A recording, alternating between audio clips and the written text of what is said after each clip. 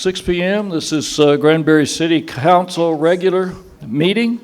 We are at Granbury City Hall, 116 West Bridge Street, Granbury, Texas. Going to call to order, and I'm going to note that Ms. Burwell she's not here tonight. She's doing fine, but has had to miss tonight, and we will all miss her. So we are now called to order. I'd have the Pastor Steve Moss from First United Church, if you would come and give the invocation, please, and we'll stand. If you would bow. Oh, good and gracious God, we thank you, Lord, for this evening. Lord, we thank you for this fine city, for its leaders and all those who help us to live in this city safely, those who serve and protect. Lord, we pray a blessing upon this meeting, and we pray, Lord, it be your spirit that leads and guides and directs all conversations and all decisions that are made. May they be done so, Lord, to honor you and glorify you and help the citizenry of this town live their life to the fullest. Amen.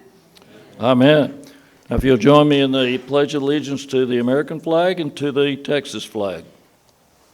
I pledge allegiance to the flag of the United States of America and to the republic for which it stands, one nation under God, indivisible, with liberty and justice for all. On the Texas flag, I pledge allegiance to thee, Texas, one state under God, one and indivisible. Sends chills up my back every time. Now I have a couple of proclamations, and we'll come back to the presentation by the city manager on the good things that have been happening here.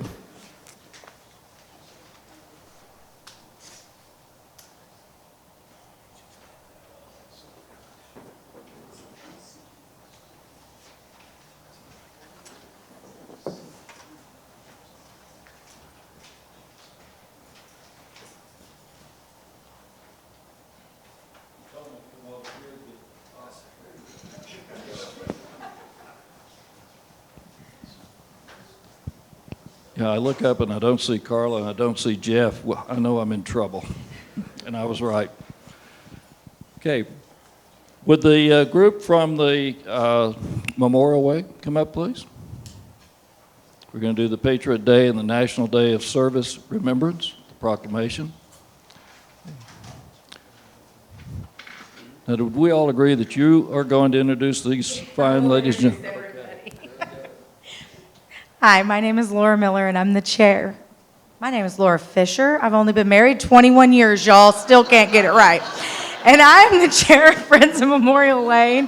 This is some of our board with us. I've got Margaret Cook, Bob Pinnell, Mike Donnelly, Faye Landum, and Chris Matthews. Fine people.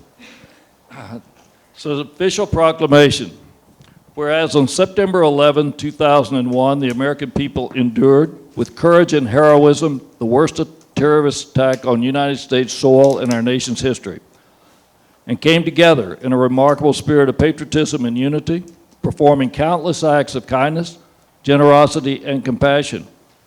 And whereas each year on this somber date, we remember those who lost their lives at the World Trade Center, the Pentagon, and in a field in southwest Pennsylvania. We pay tribute to those who rose in service, and we honor those who continue to serve our country today. And whereas as a community, we honor the people who aided the innocent victims of those attacks, rising and often sacrificing their own lives. And whereas Memorial Lane at the Jim Burks Firefighters Memorial Park provides the community an opportunity to recognize the valiant service and sacrifices given each day by members of our armed forces and first responders.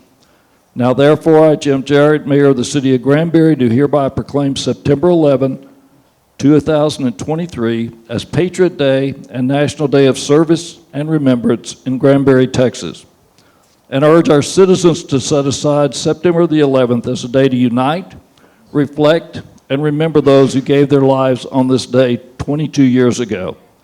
The Friends of Memorial Lane invite the community to participate in a remembrance service at the Jim Burks Firefighters Memorial Park on Monday, September the 11th, 2023.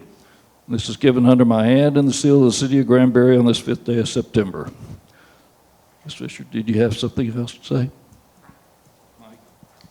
Thank you, sir. September 11th, Patriot Day.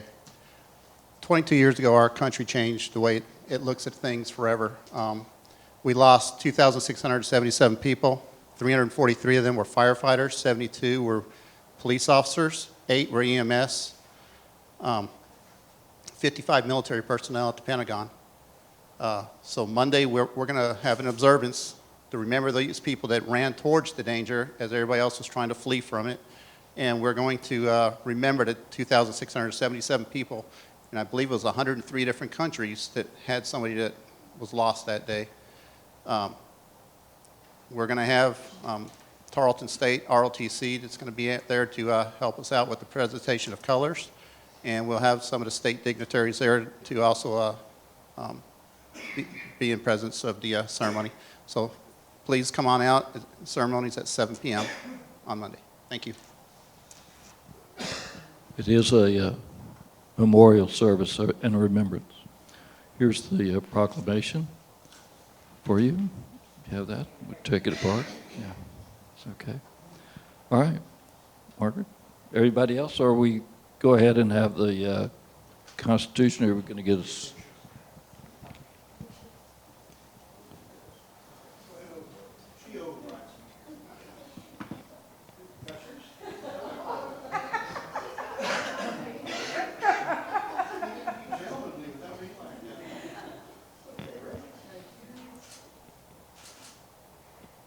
Thank you, Mayor. We appreciate you. Thank you, Margaret.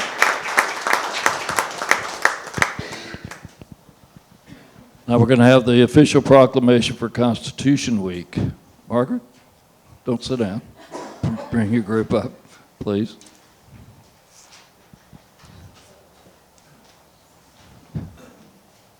Thank you.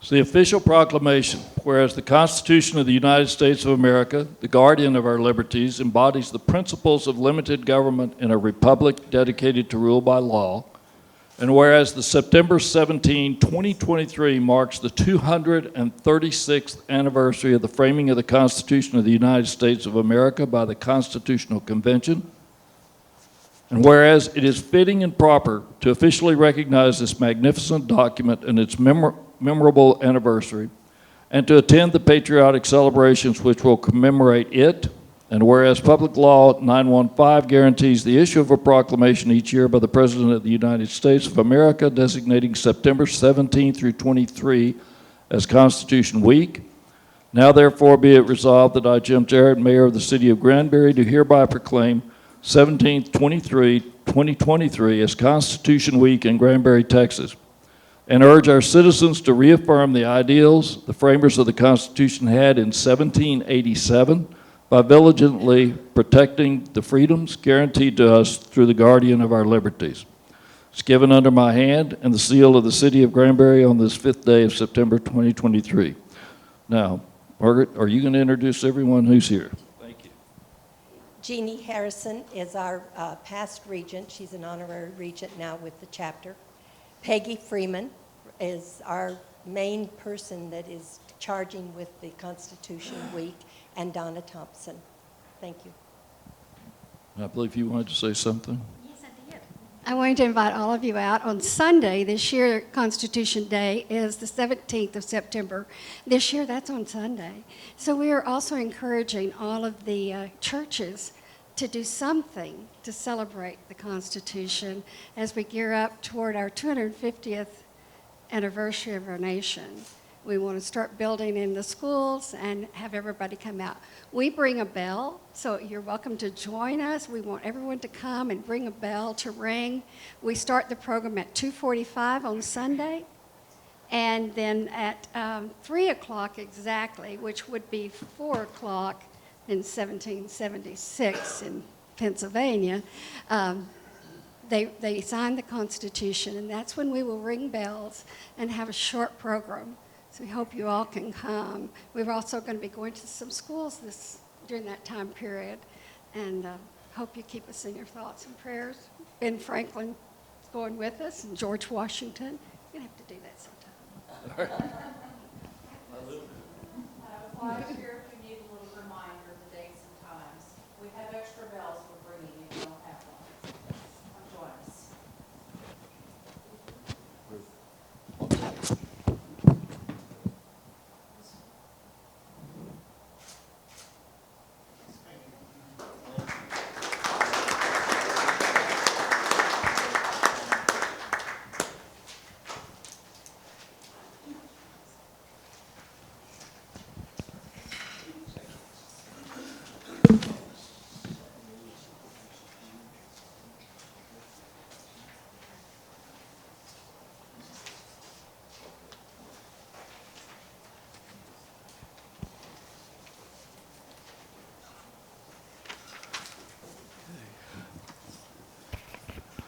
You know, it's,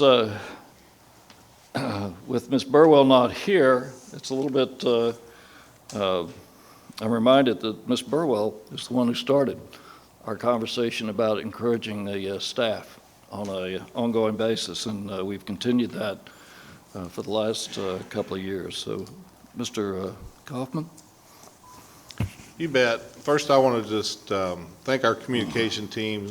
Y'all that are here don't know it, but we're not able to broadcast our live meetings right now because of the cyber event that happened at the end of July. So we're still recovering from that. We're making progress. Our IT team is being very diligent, working with consultant and law enforcement to make sure that we are, when we do get up and running, that we're squeaky clean and not having a problem. But it's caused problems throughout the entire organization, and there's been a lot of patience displayed by a lot of people. And I want to thank every one of those employees that are dealing with the additional stress of not being able to pull up someone's account and tell them how much they owe on their water bill, or much less even process a water bill.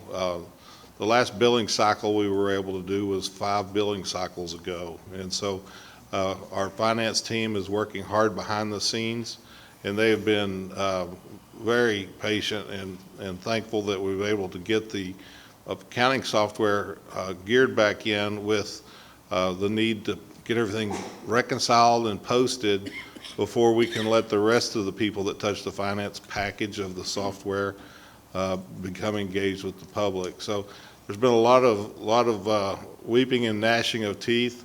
On top of that, we're in the middle of this process of remodeling and hardening our city facilities here for security purposes and for aesthetic reasons as well. So there's been a lot of stress involved with having to move your office to this over other side of the hall and back and forth in musical chairs, and it's been a pretty challenging month. And with all the things going on, everybody has pulled together.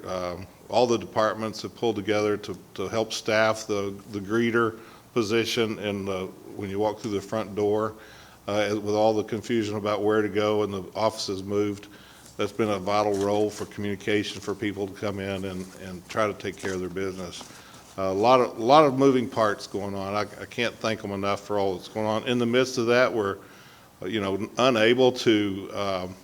Let me put it this way: we were so fortunate that we had filed and printed the budget document itself, the old-fashioned hard copy document, and put it on the website before the hack, the Friday before the hack on Sunday, and so that's been available.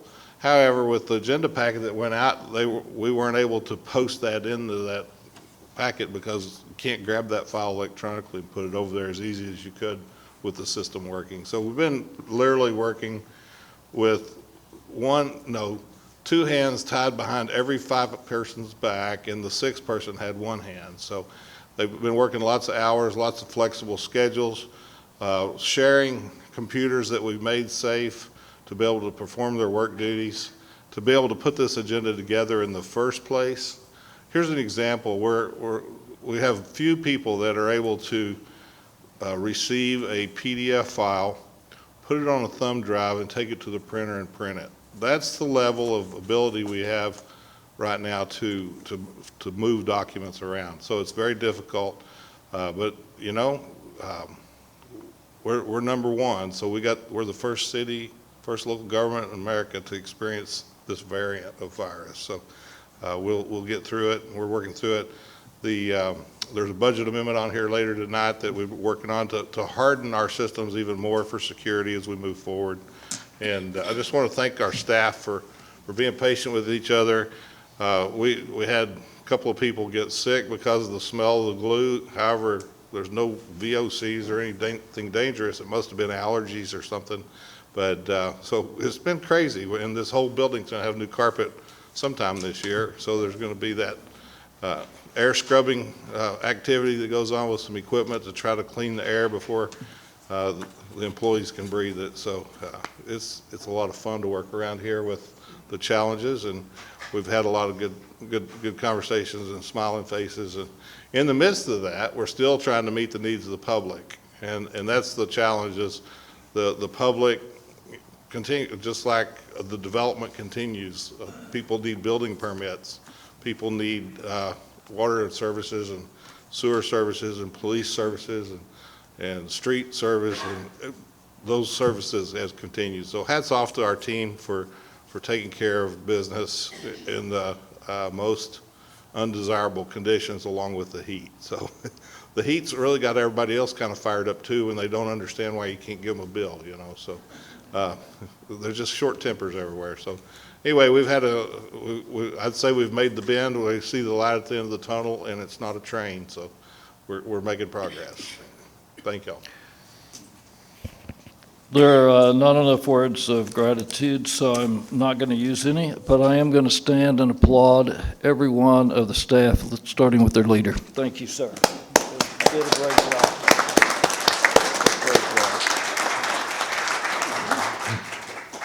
Great job. It's been nothing I've experienced in many, many, many years, and so I applaud you. Okay. Staff or council? No? Okay. Let's move right on to public comments on agenda items for non-public hearing agenda items. And those agenda items would be on the consent, 6.1 through 6.5, and on the deliberation of 7.6, 7.7, 7.8. Speakers have a limit of 3 minutes allotted for comments regarding agenda items that are not listed as public hearing. And I have Mr. Richard Hafe wants to speak on 4.3. Mr. Hafe.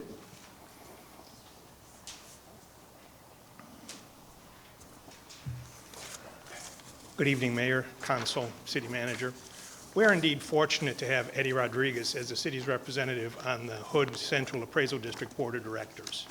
On Eddie's first year on the board, it's been a tumultuous year with significant issues.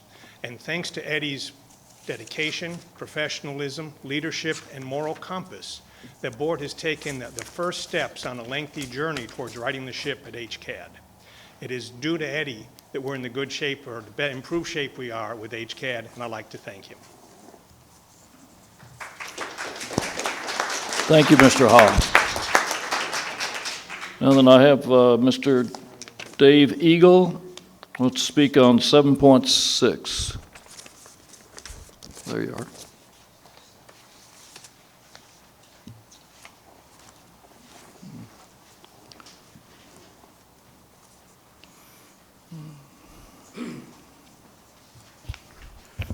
This is just a practice run.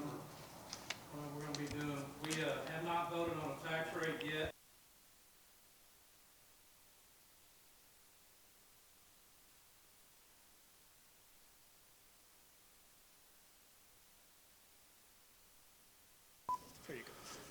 Hello.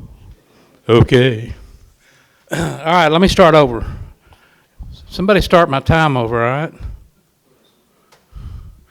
So anyway, what I was saying is that we had on the agenda today to vote on a tax rate, but we passed. We're going to probably get to that at the next court. But I just wanted to read some philosophical stuff from Milton Friedman. Finally, I can spend somebody else's money on somebody else. And if I spend somebody else's money on somebody else, I'm not concerned about how much it is. And I'm not concerned about what I get, and that's government. And that's close to 40% of our national income. Now, that was May of 2004. I'll continue with Uncle Milty. I'm in favor of cutting taxes under any circumstances, for any excuse, for any reason, whenever possible. The reason I am is because I believe the big problem is not taxes. The big problem is spending. The question is, how do you hold down government spending? Government spending now amounts to close to 40% of the national income, not counting indirect spending through regulation, permitting, and the like. If you include that, you get up to roughly half, and this was 20 years ago. I bet it's up. He says the real danger we face is that the number will creep up and up and up. The only effective way, I think, to hold it down is to hold down the amount of income the government has. And the way to do that is you cut taxes. From a outfit called Local Government Debt, September 24th, 2020, the issue: Texas local governments are awash in red ink. In the fiscal year 2019, the principal amount owed by cities, counties, school districts, and special districts totaled $240 billion. That's enough government debt to send $8,220 bills check to every man, woman, and child in Texas, or saddle a family of four with $32,880 in debt. Of course, this ocean of red ink is even greater when interest is taken into account. So I just point this out because I'll probably be saying this in Commissioner's Court too, that I think we need to be mindful of the tax rates and look at that as when we're figuring out our budgets. And I wanted to come up here and say this so I could practice on what I'm going to say in Commissioner's Court. So thank you. Thank you, Mr. Eagle. Let's move to the consent agenda. All items on the consent agenda are routine or previously discussed items and will be approved on one motion. However, should a city council person wish to discuss any item, said item may be removed from the consent agenda and considered under the deliberation agenda. Council, you've had opportunity to look at these. I know the book's been out. Anyone have anything they want to pull off and speak to? Okay. I see no one, so do I hear a motion to approve the consent agenda? Mayor, Yes, Mr. I Rodriguez. make a motion to approve the consent agenda as stated. Second. Very good. Mr. Vale seconds. All in favor say aye. Aye. All opposed say nay. It passes 5-0.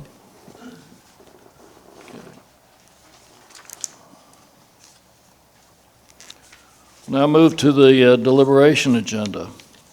7.1 is a public hearing, and we will have the public hearing after we hear from the staff on this. 7.1 is consider the following request of Stacy Watkins Martin to, 1, adopt ordinance number 2357, amending the future land use map contained within the 2016 comprehensive plan on part of Lot 2 and part of Lot 4, Block 167 of the Thrash Edition, from low-density residential to retail office. And 2, adopt ordinance number 2358, rezoning a part of Lot 2 and part of Lot 4, Block 167 of the Thrash Edition, from residential 10,000 to light commercial. The property is located at 1001 West Pearl Street. Mr. Kaufman. Thank you, Mayor. As you've read this, before I turn it over to our Director of Community Development, Ms. Wawi, I'd like to just say in a nutshell, this is a piece of property that has an old home on it that's zoned 2 different ways, and this is an attempt to bring it all under to the light commercial where she can repurpose this building and use it as a business. I'll let you add to from there with all your good documents and everything, but I wanted to give them a nutshell. Thank you, Chris. Okay, so this is the location map. We provide a location map. I apologize for our technology. We don't have the typical aerial map that we show on your location.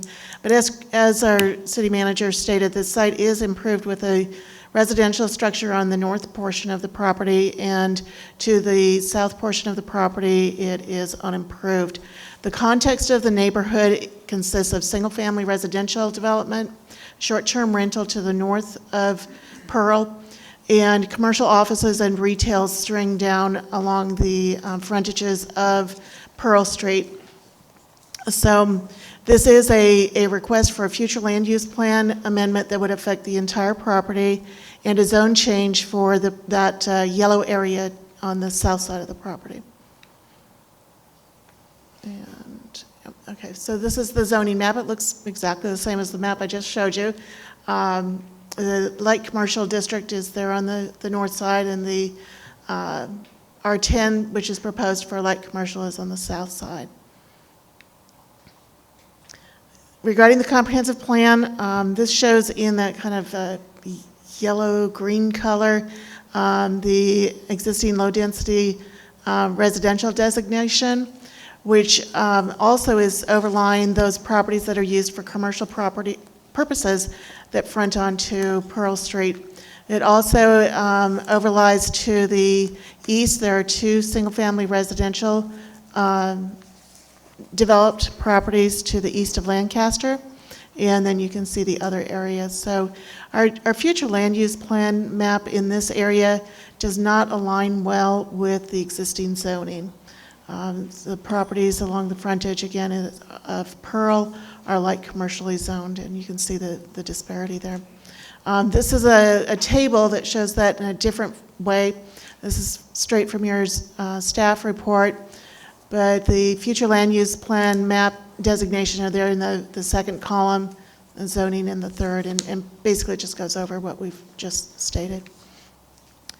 In considering a future land use plan amendment, there's certain criteria that can be considered, and these are summarized here in full narrative in the staff report. But the change would activate a vacant boarded up property. It is a residential property, as previously stated. This has been an unimproved property unused property for quite some time. And the purpose of the office retail designations supports zoning for commercial purposes along thoroughfares. The site improvements could be compatible with screening and minimal lighting as required by the zoning ordinance. In this case, the proposed zoning could enhance the community's economic stability, goals, and objectives by making use or activating an unused property. So all of the criteria in the comprehensive plan considerations can be met in a positive fashion. In our zoning analysis for the change to the light commercial district, this is a little bit complicated because of the way that this property sits in context to the residential across the street. However, as I just mentioned, the zoning ordinance does require screening where abutting to a residential district, a screening wall 6 feet to 8 feet in height, solid, with masonry columns is required, in addition to a 20-foot landscape setback area. And also along the street, the what we call the headlight screening would be required with shrubs.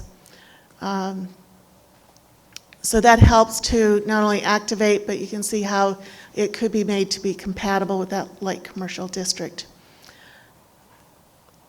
So the light commercial district requirements are shown on this slide, as I just mentioned. And in the considerations in the zoning ordinance, section 2.3D, there's a bit of an analysis of 6 questions. The proposal may be appropriate and may contribute to the community well-being. There's no evidence that the proposal would increase demands to the public, nor would there be any other impacts. And the building as existing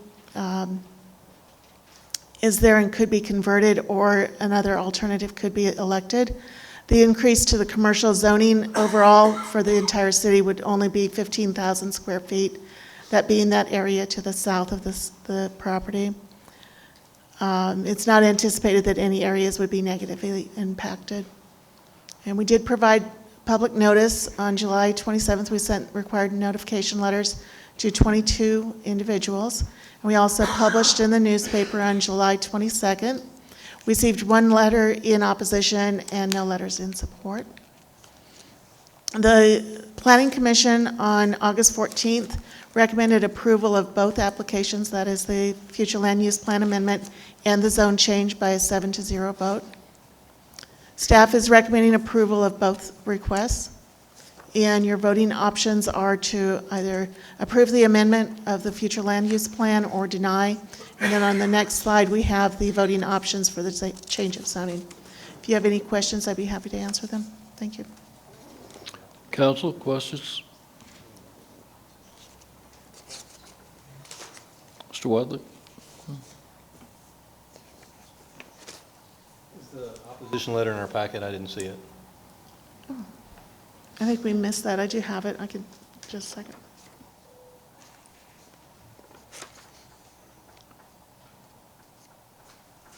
Yeah, I just see, I don't see it either.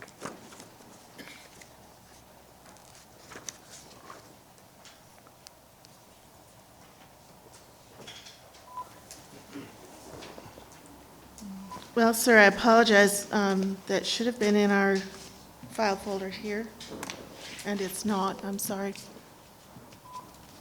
Mayor, Yes, Mr. Rodriguez. I think this is a good example of changing our future land use map. You know, most of the businesses around this area, you got, you know, across the street, you got a dental business. Across from that, you got, you know, a bed and breakfast that's used as a business. And then across from there, you got a hairstylist place that's next to it, if you're facing it to the right of it. And then you have a law office, I believe, catty corner from that intersection. So everything that's mostly surrounding the area of this property is nothing but businesses, which to me, it just makes sense to change this over to light commercial so another business can go in there in that section. So I just wanted to point that out. Thank you. Other? Okay. I'm going to go ahead and open the public hearing. Does anyone want to step forward and speak on this matter? I see no one. Yes, ma'am. Do you need to speak?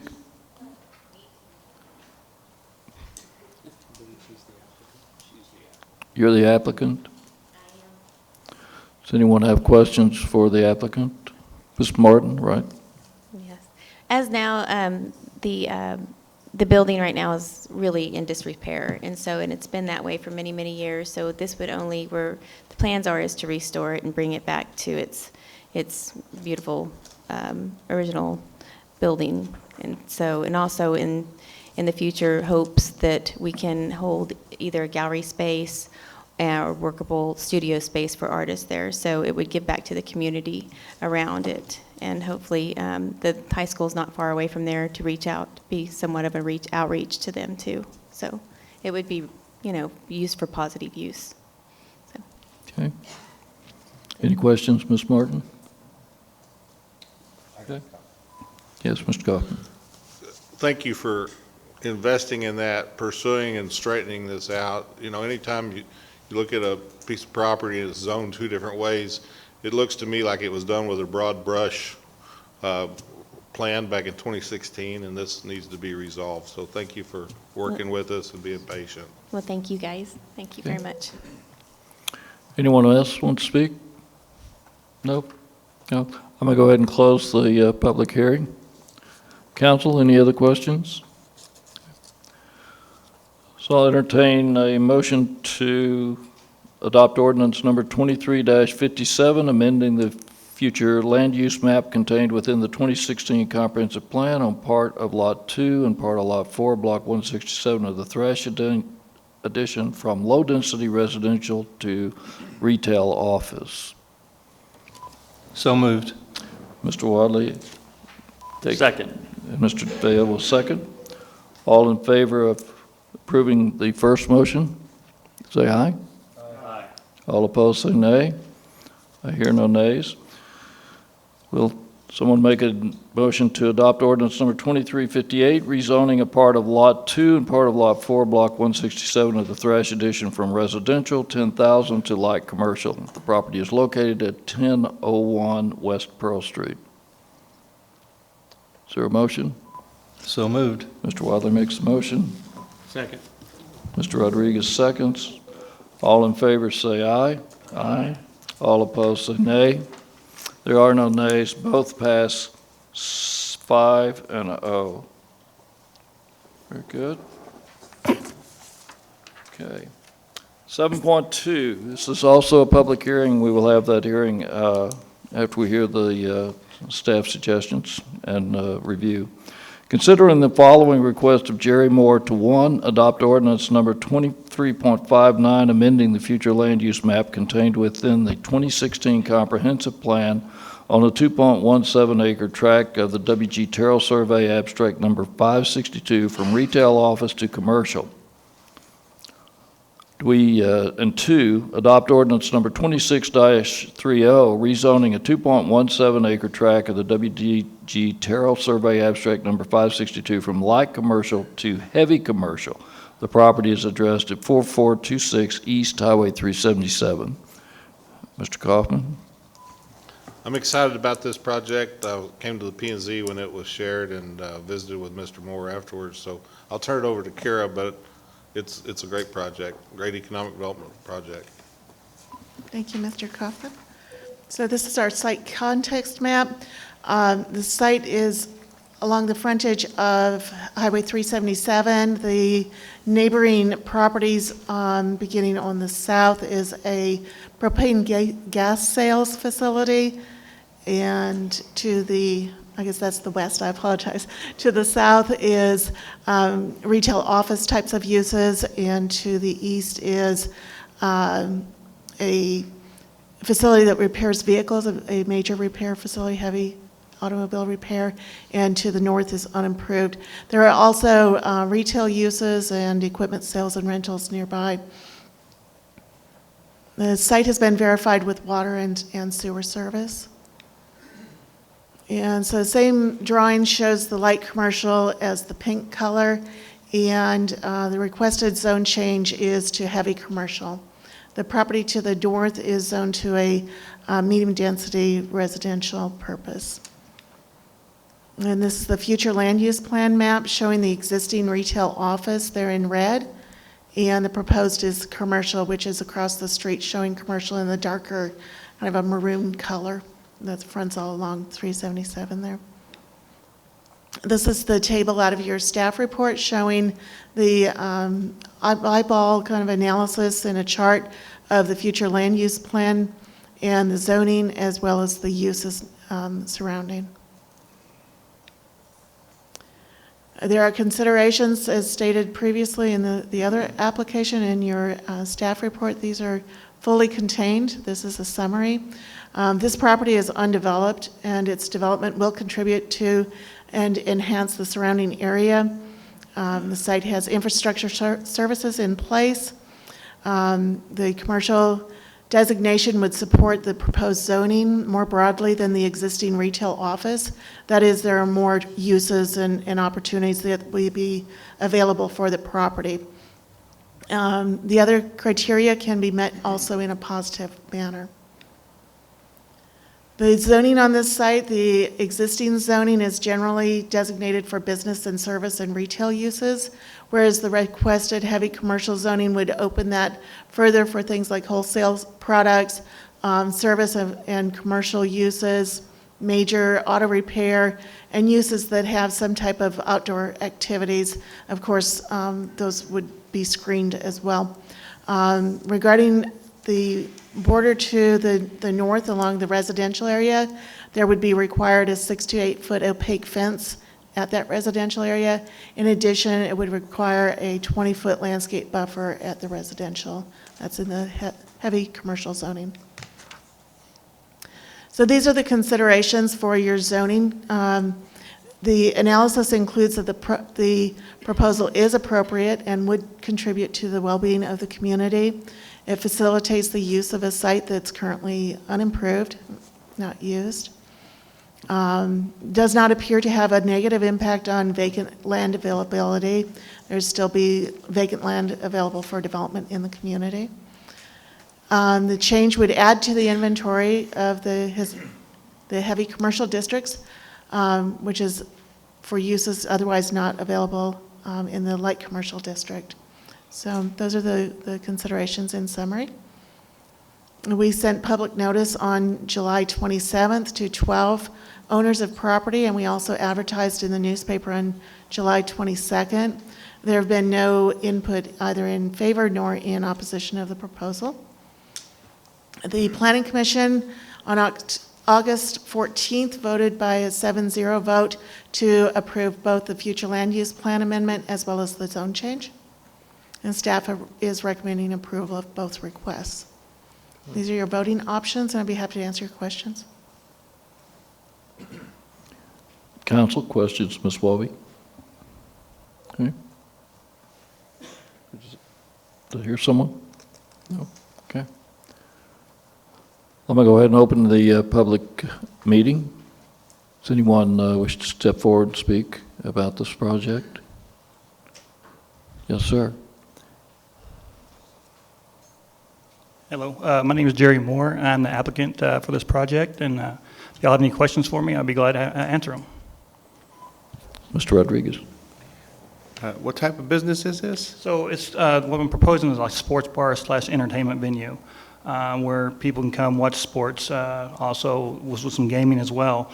For instance, golf simulators, foosball, shuffleboard, pool, darts, those kinds of games that go along with the entertainment venue. Is it a chain restaurant? No, sir, it'll be my own place, not a chain or a franchise. Well, just want to say, I think most people would feel excited because it's on the Acton side of the highway or Acton side of Granbury. And there's not very many places like restaurants or sports bars or things to do on that side. So I think you'll be welcome from those neighborhoods over there, and we want to welcome you as well. Thank you. And it also will be available to teenagers and to come with their families to watch games on Saturdays, Sundays, and things like that, not just for adults. Thank you. Did you say shuffleboard? Yes, sir. Thank you. Other questions? I love shuffleboard. Okay. No other questions? I'm going to go ahead and close the public hearing. Thank you. Thank you, sir. Any other comments, questions? Okay. I'll go ahead and ask for a yes or no to adopt ordinance number 23-59, amending the future land use map contained within the 2016 comprehensive plan on a 2.17 acre tract of the W.G. Terrell Survey, abstract number 562, from retail office to commercial. Do I hear a motion on that ordinance? So moved. Mr. Rodriguez votes to approve that ordinance. Second. Mr. Corrigan says second. All in favor say aye. Aye. All opposed say nay. It passes 5-0. Second ordinance is to adopt ordinance number 23-60, rezoning a 2.17 acre tract of the W.G. Terrell Survey, abstract number 562, from light commercial to heavy commercial. Property is addressed as 4426 East Highway 377. Do I hear a motion? Mr. Mayor, make a motion to adopt ordinance 2360 as presented. Mr. Vale makes a motion. I second that Mr. motion. Wadley seconds that motion. All in favor say aye. All opposed say nay. I hear no nays. It passes 5-0. Thank you. Yeah. We're looking forward to it. Congratulations. Thank you, sir. Move along to number 7.3, also a public hearing. Consider adopting resolution number 23-19, authorizing the creation of the Lakeview Landing Public Improvement District and resolving other matters incident and related thereto. Mr. Kaufman. Thank you. If you'll recall, last month we adopted the development agreement with Lakeview Landing for this project. Part of that development agreement had us moving forward with this resolution to create the PIDs that we're going to talk about today. 7.3 is what we're on right now.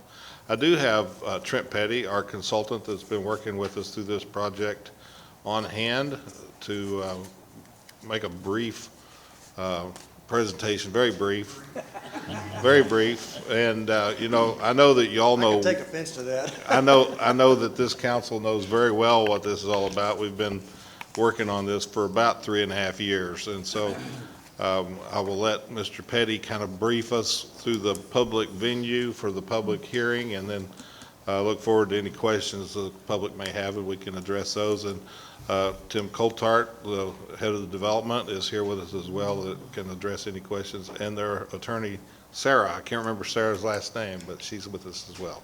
So Trent, I'll turn it over to you, sir. Thank you, Mr. Kaufman. Sarah Landiak is the attorney with with Tim tonight.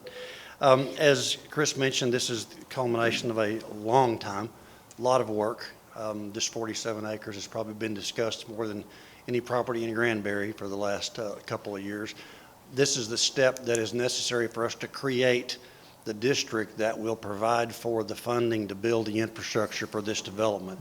So there's two parts to tonight's action. The first is to create the district that will allow us to basically go issue the bonds. And the second one would be to create an operations and maintenance district. Both of those are provided under Chapter 372 of the Local Government Code. All of those requirements have been met. You have zoned the property. This project will culminate in about a $200 million development for the city of Granbury. It will be groundbreaking in many ways. The beauty of this development is this does not change taxes for the local community at all. The assessments that will pay for this infrastructure are limited to what occurs inside the boundaries of this district, not only the maintenance part, but also the debt portion of it.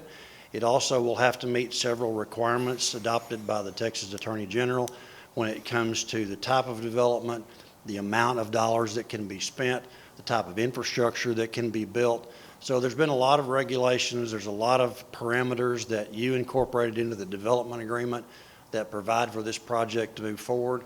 So tonight we're happy to be able to bring this forward to get the PID created, get the O&M PID created, and be willing to move to the next steps. So was that brief enough, Mr. Cobb? I love it. The main thing I heard that I want to make sure everybody else heard was the bonds that the developer is going to utilize for this project is paid for by the recipients in that district. In other words, the money that services the debt for future bonds for infrastructure for this project will come from those 47 acres that are developed. So, you know, my house, your house, your house, your house is not helping to pay for this development. And so historically we don't do that, pay for developments, and we don't want to start. So this is a good tool to take a piece of property that's not being able to be developed because of the extreme topographic challenges and the lake, and they've worked with the Corps of Engineers for a long time, and they've resolved all that with hauling in a whole lot of dirt. And y'all remember when they built Home Depot? Some of y'all lived here then, and how much dirt was brought in. That's what we're going to see in this area behind Home Depot and behind Hofbrau, and there's going to be a public park as well that's on the lake that the public will be able to utilize. So it's pretty exciting to see this finally come about. But I did hear that, and I want to make sure everybody understood that any debt that the city issues is for this PID. It's not for the regular taxpayers. It's just for this PID. There's no repercussions.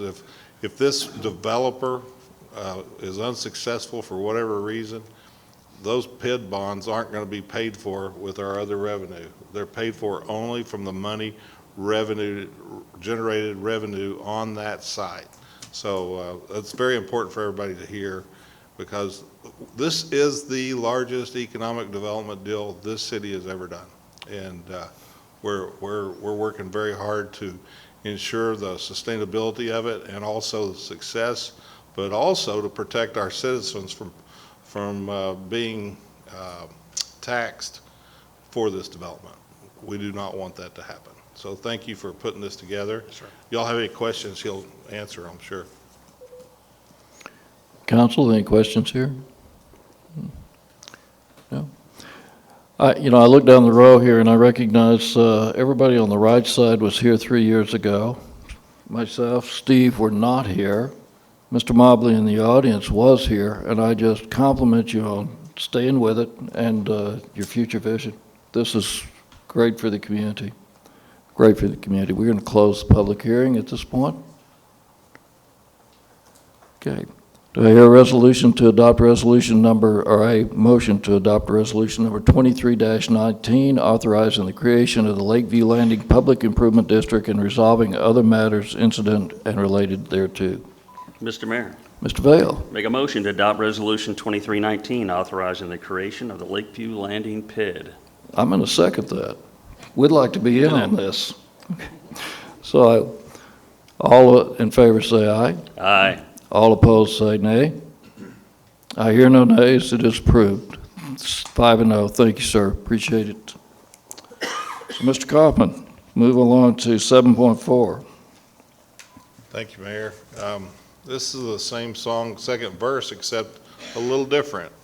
It's not going to issue debt. It's going to issue a maintenance and operation tax on those businesses and those apartments and those single-family dwellings to maintain the public infrastructure in that area.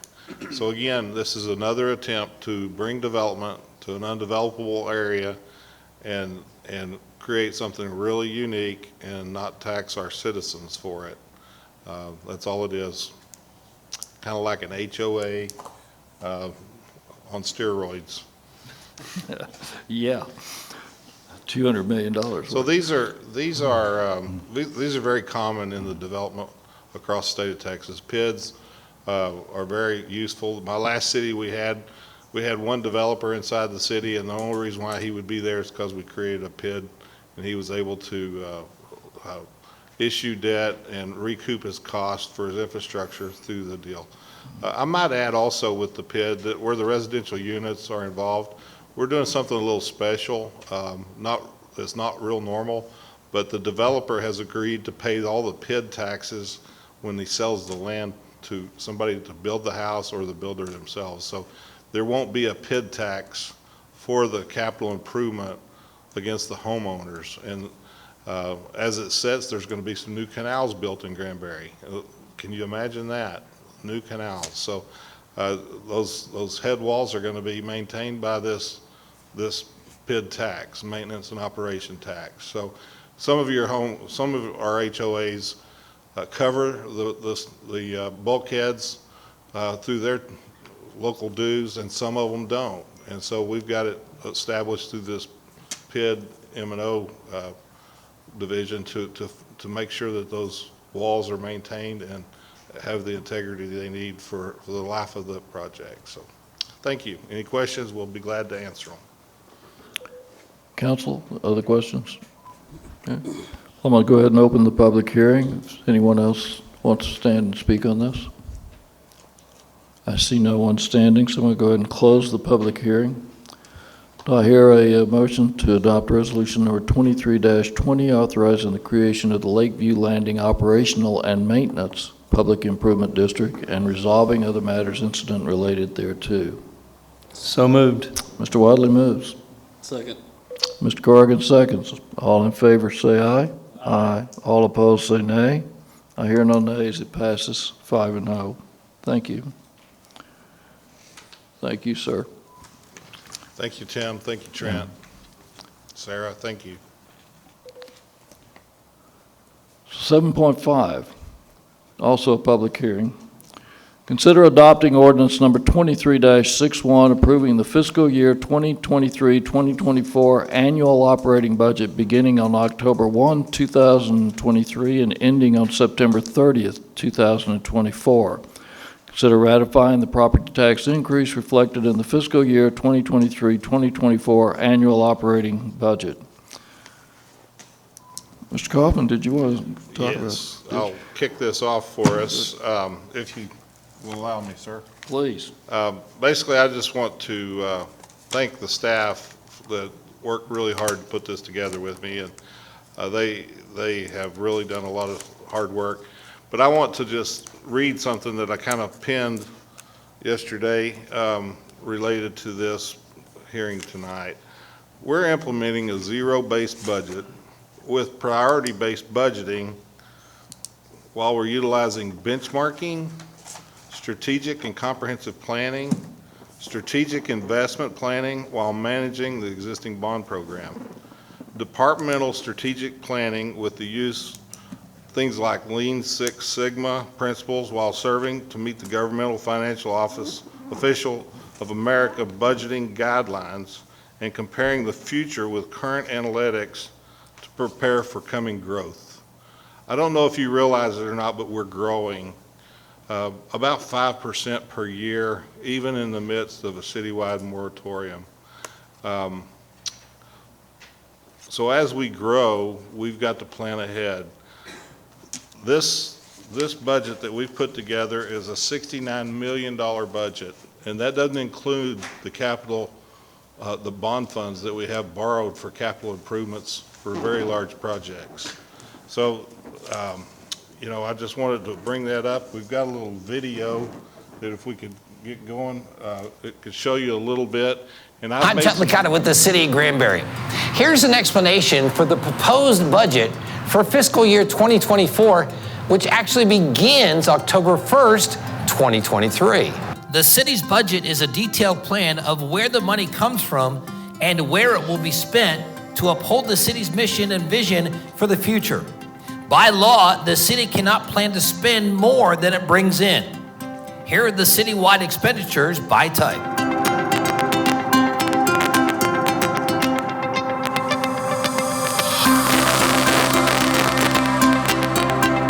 Where does the money come from? The biggest source of money for the city of Granbury is not property tax, it's sales tax. When you buy a combo meal at Chick-fil-A, the total cost is $11.90. Of that, 8.25% or 91 cents is sales tax. The state keeps 69 cents of the $11.90. The county gets 6 cents. The city gets 16 cents. Sales tax is collected on almost everything sold at the retail level and online. Granbury collected about $11.9 million in sales tax in the fiscal year that ended September 2022. Now, that's a lot of money, but here's the good news. Sales tax is paid by both residents and tourists. When visitors buy meals and merchandise at our stores, they're paying taxes, and a portion of that is revenue for the city of Granbury. As more people visit and purchase things, the city collects more sales tax. There's another tax that benefits Granbury residents but doesn't come out of their pockets. It's the hotel occupancy tax. When people visit here and stay in hotels, motels, and bed and breakfasts, an extra 13% is added to their bill. The state gets 6%, the city keeps 7%. This past year, the city collected more than $1 million in hotel occupancy tax, and almost all of it was paid by people who don't live in Granbury.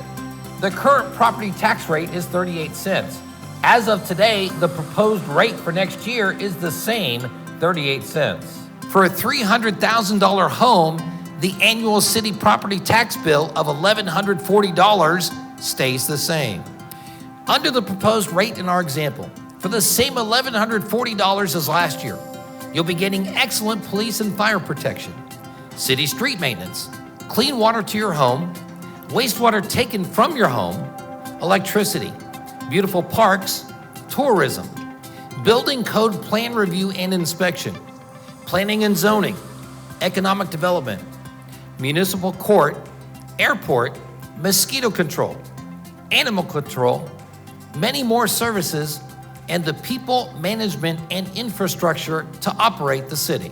One thing that's important to note, the city does not set the appraisal value of your home, the Hood Central Appraisal District does. Over the last decade, they've been increasing appraised values. This coming year, appraised values will rise 15%. City council members have considered the rising property appraisals and intentionally kept the city tax rate at or below other cities. There are a few more noteworthy sources of city revenue to explain. First, a quick explanation of the city-owned utilities and the revenue they bring in. Customers are charged for what they use, the cost of operating and maintaining the systems, and there's some money collected to fund anticipated future growth. Like everything else, the cost to operate utility systems increases every year. Those costs are passed on to customers. Then there are franchise fees. When companies that provide cable TV, telephone, electric, trash collection, and other industries use city property to distribute their services, Granbury collects rental fees, also known as franchise fees or rent, for the use of public property. Another revenue generator for the city is the aviation fuel sales and hangar rentals at the airport. Those more than offset the cost of operating the airport, and you can't talk about the airport without pointing out the estimated $17 million in positive economic impact it has annually on the community. And there are other sources of city revenue. When you apply for a zoning change, have a building inspected, or need another of the many services provided by the city to cover the cost of service, we have to charge a reasonable fee. Those fees are evaluated each year to make sure they are in line with surrounding cities. In Granbury, we strive to give you good value. There are numerous other smaller revenue sources, such as municipal court fines and fees, revenue from parks and recreation programs, events at the Lake Granbury Conference Center, even interest collected on cash in the bank. All are meticulously tracked by the various city departments and accounted for by the finance department. That explains where the city revenue comes from. Now, what are some of the most impactful ways the money is spent? The most important city asset is our staff. After careful review, the proposed budget includes these new positions. And the city is investing in the future, offering 5 part-time paid internships. It is council's goal to put $1 million in the annual budget for street improvements. The roads selected are based on a study of conditions. This coming year, we plan on redoing 5 miles of Old Acton Highway from US Highway 377 to the city limits, and also Kalinko Drive. Due to the economy, this will be a lean year for big new purchases or programs to the annual budget, but there are some. Information technology improvements, including bringing geographic information systems in-house. We're beginning a 2-year project, updating the comprehensive plan. The police department is buying and equipping 4 new vehicles, upgrading to a digital ticket program, and purchasing other equipment. A wide variety of equipment needs for numerous departments are being met. The Lambert Branch Park and city swimming pool are getting needed refurbishments. There's a big investment in maintenance of the utility system. The increasingly popular Lake Granbury Conference Center will get items which make attending events more enjoyable. Here's the complete list of capital projects.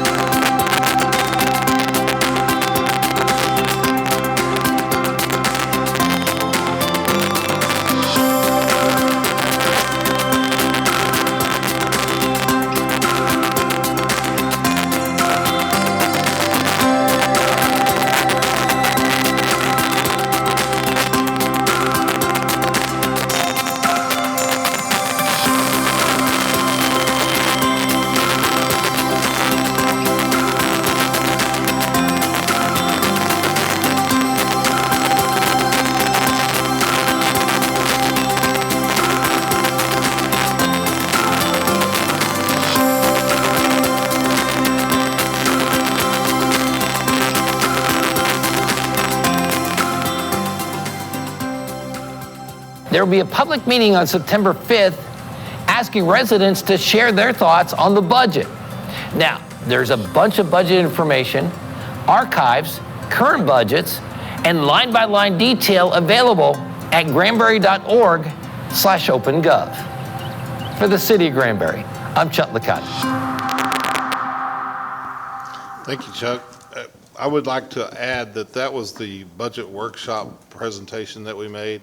And at the budget workshop, we also talked about the need for 3 firefighting apparatuses, and the council instructed me to add that to our budget, so I've added that. We've also converted 2 part-time clerks to full-time clerks based on some feedback from staff, and also a full-time fire inspector. And then our health insurance bids came in actually 2% higher than what we had budgeted in the workshop.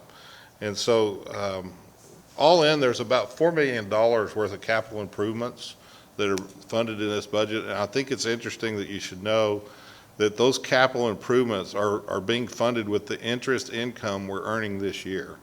So instead of putting it in the bank and socking it away, we're doing what we should do with it, is invested in long-term capital projects and items that are needed that cost a lot of money. And so we're not using that interest for maintenance and operation is what I'm trying to say. We're using it for capital improvements. So We were also able to scrub some other areas. The first installments for those two vehicles, those two firefighting equipment, one, it's a ladder truck and then a small attack truck. We figured the debt service is about $350,000 a year. So we started scrubbing the budget, looking for extra revenue, and we've increased some of the franchise fees to the tune of about, well, I'll just say $10,000 for the gas, $20,000 for electric, another $50,000 of interest income, developers fees at $80,000. The shared allocation from the airport fund to the city is $23,000 increase. The shared allocation from the utility fund was $50,000 increase. And then, again, using interest and sinking. All in, we needed about $105,000 more to balance this budget.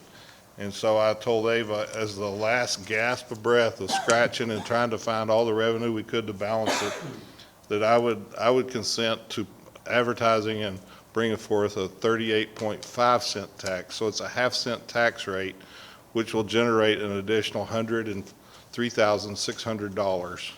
So if the council adopts that rate as proposed in the previous meeting when we set this date, then our budget would be balanced. And our job tonight is to consider the budget, make changes if necessary, work this out while we're here, and come up with a solution. I'll just turn it over. It is, like I said, a $69 million budget, and people don't realize what goes on in Granbury. We are a full-service city. Just the jet fuel alone has increased 40% this year compared to last year, and we don't even have a full year of operating with that new runway. So the revenues are building, and it adds to that total amount of revenue of $69 million. So I'll turn it over to y'all to have your public hearing and ask questions and what have you, and try to help any way I can. Council? Mr. Vail. I have a few comments, Mayor. Excuse me, and many of you know the timetable to prepare this. You haven't seen it, 339-page budget. Started actually back in February. And as Chris mentioned, it is bottoms up. They hold meetings with each of the department heads. The city budget workshop was held back on June 5th. And as always, it's an open meeting to the public. The budget and the process that you heard tonight, and again, this document is available, is fully transparent, and it's citizen inclusive. I believe adopting the budget and the detail for the upcoming fiscal year is probably one of the most important tasks that City Council has. And after reading and reviewing the budget numerous times, meeting with Chris and asking a litany of questions, sorry about that, Chris, you know, I feel comfortable with our budget. Some of you know that I worked for a Fortune 100 company for 34 years and helped put together and execute comparable budgets. And like then and now, you know, I really take financial stewardship seriously. And I think we all know our county and our city are growing. We are feeling the growing pains every day in our community, and those are being addressed by council and the city with specific plans. A couple numbers for you. So if you look at the U.S. Census data, Granbury grew nearly 38% from 2010 to 2020. Pretty significant growth, and I'm sure you realize as you drive up down 377 that is in fact true. The 2 years from 2020 to 2022, Granbury grew another 13%. And I'm sure you remember back in 2019, Hood County was the 9th fastest growing county in the entire country. So bottom line, as you can imagine, we are growing, and we need to budget for the infrastructure. And Chris outlined some of the things that we're doing as far as capital and the service to accommodate that growth. I mean, we want to be a welcoming community, and we want to make sure that we're providing for our citizens. We are a service organization. So the tax rate associated with the budget is up 1.3%. If you look at the inflation rate, is running right now 2.4%. The latest consumer price index is up about 3.2%. And the programs and some of the infrastructure projects that were planned, and some of those were planned out in the 2022 bond package, are up substantially. So the cost of doing business to create the services and the infrastructure to serve our community are up substantially. So in this budget, I see we've got a number of people here representing the Granbury Volunteer Fire Department. There's $2 million in this budget for fire equipment. There's 5 new positions, and this coming fiscal year, we'll start the first intern program in the city of Granbury. I think that's fantastic. So City Council just approved almost $500,000 for cybersecurity, and Chris outlined that a little bit, to repair and upgrade our systems and IT. And this budget also includes the full year of new salary structure for all our employees. And the city really needed to be more competitive. Our job is to hire, train, and retain good employees in the city. And we'll continue to work with other needs with the wastewater treatment plant, the 377 breakout phase that we hope starts in 2026. And the airport continues to grow. There'll be 80 new hangars out at the airport here in the next handful of years. That's going to bring a tremendous amount of economic growth to our community. And we'll continue to have discussions regarding future needs, and one of those needs will be water. So I want to thank Chris for his leadership. I want to thank the entire city team for just their involvement, the development, and this balanced and well thought out comprehensive budget. So thank you, Chris.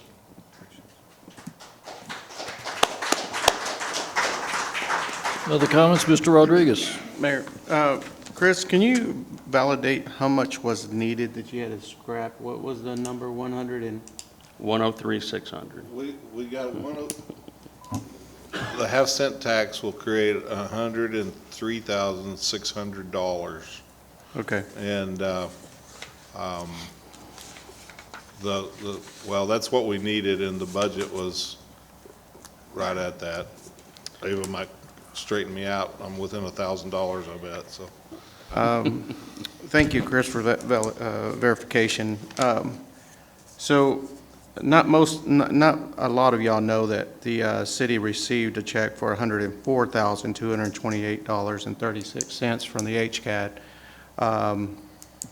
I would propose that we remove that half cent and keep the proposed budget or the proposed tax rate at 38 cents, which would offset the $103,000 and $103,600 that is needed to balance the budget. That would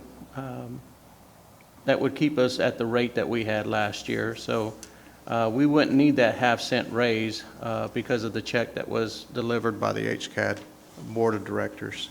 That's all I got. Thank you. Can I address that?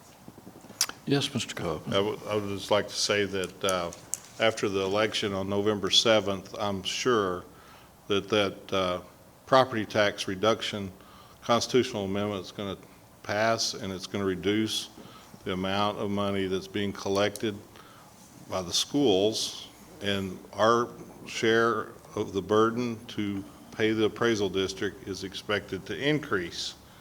I'm not sure what that's going to be, but I would guess somewhere around $30,000 to $40,000. So we're going to need to come back and amend the budget again for that at some point, and that's kind of what I was thinking about, using that $100,000 check that you brought to the city 2 weeks ago. But this is your budget. My job is to present it and let y'all decide how you want to deal with it. Mr. Corrigan, Mr. Wadley, comments? Mr. Mayor. Go ahead. I really appreciate Stephen going through a lot of detail along with the video. This is my 5th budget cycle. And I guess the comment I want to make to the public is, and I think they should have got that from the presentation tonight. You know, a lot of times when we think about taxes and you know, the federal government, of course, they don't have to balance their budget. They just spend what they want. But that's when we talk about taxes, that's what people think about. And you know, we give bucket loads of money to other countries and to programs and to things.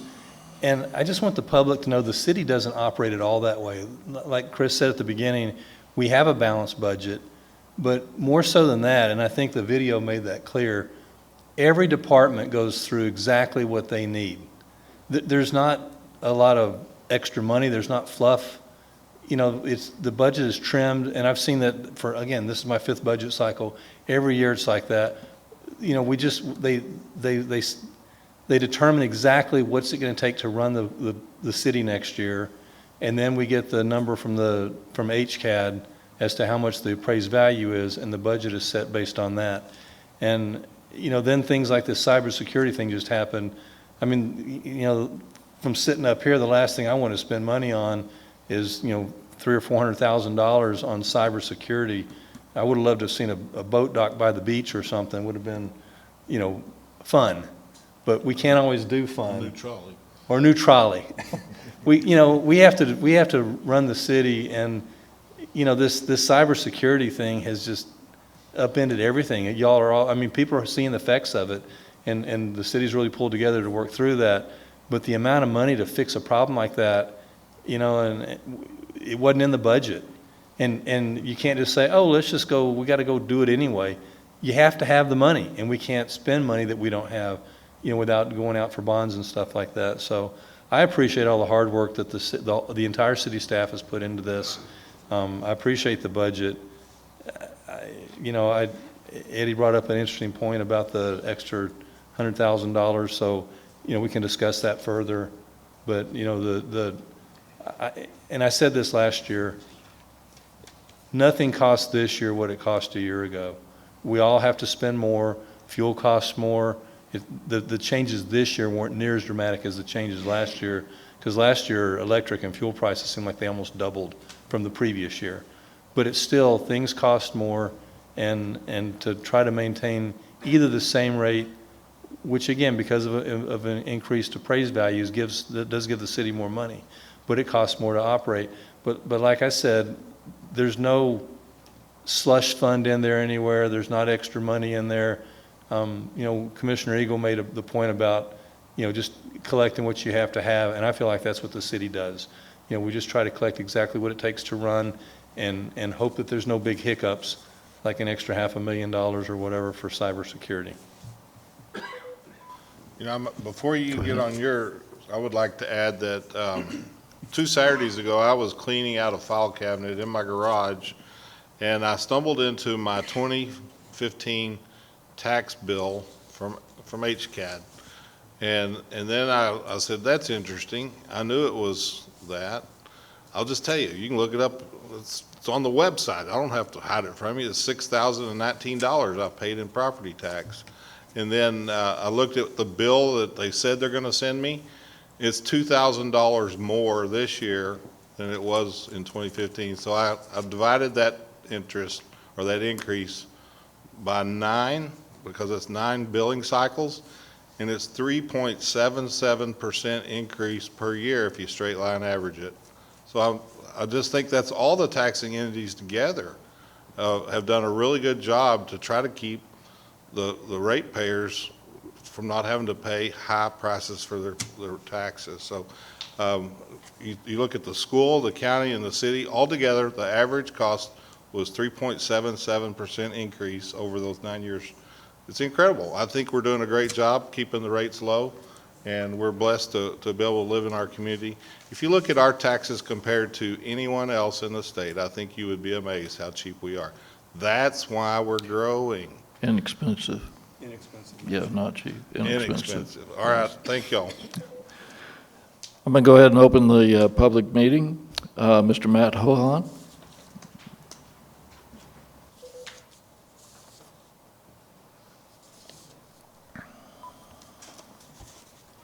I'll try that. Mr. Manager, Mayor, City Council, I wanted to extend my greatest thanks for your time, energy, and effort. On June 5th, I came to our budget workshop and presented what I figured at the time, a pretty big ask. And I know the city and its growth, moratorium, and we had a great debate, and we talked. And everyone was engaged, and I cannot express how much I appreciate your questions, your time, your energy, and your effort into our discussion. Fast forwarding to today, and I know how much Ava, Christy Russell, just everyone in the city helped us with this project for us to get these 2 new trucks. And it's such an investment from the city into our organization, and it means so much to the membership to have that trust and that investment. And the benefit from it just carries on, not only to tomorrow, next week. This is a 20-year investment, but then you have the personal investment in each and every individual. And the standard that you're setting in Granbury, it is noticed, and it is recognized, and it is accoladed. There's so much going forward for us that's such a benefit, and I just can't say thank you enough. Truly, from the depths of my heart, in the investment into the safety of our community and our membership, thank you very much. Thank you, Mr. Hahn. Now I have Mr. Skip Oberdar.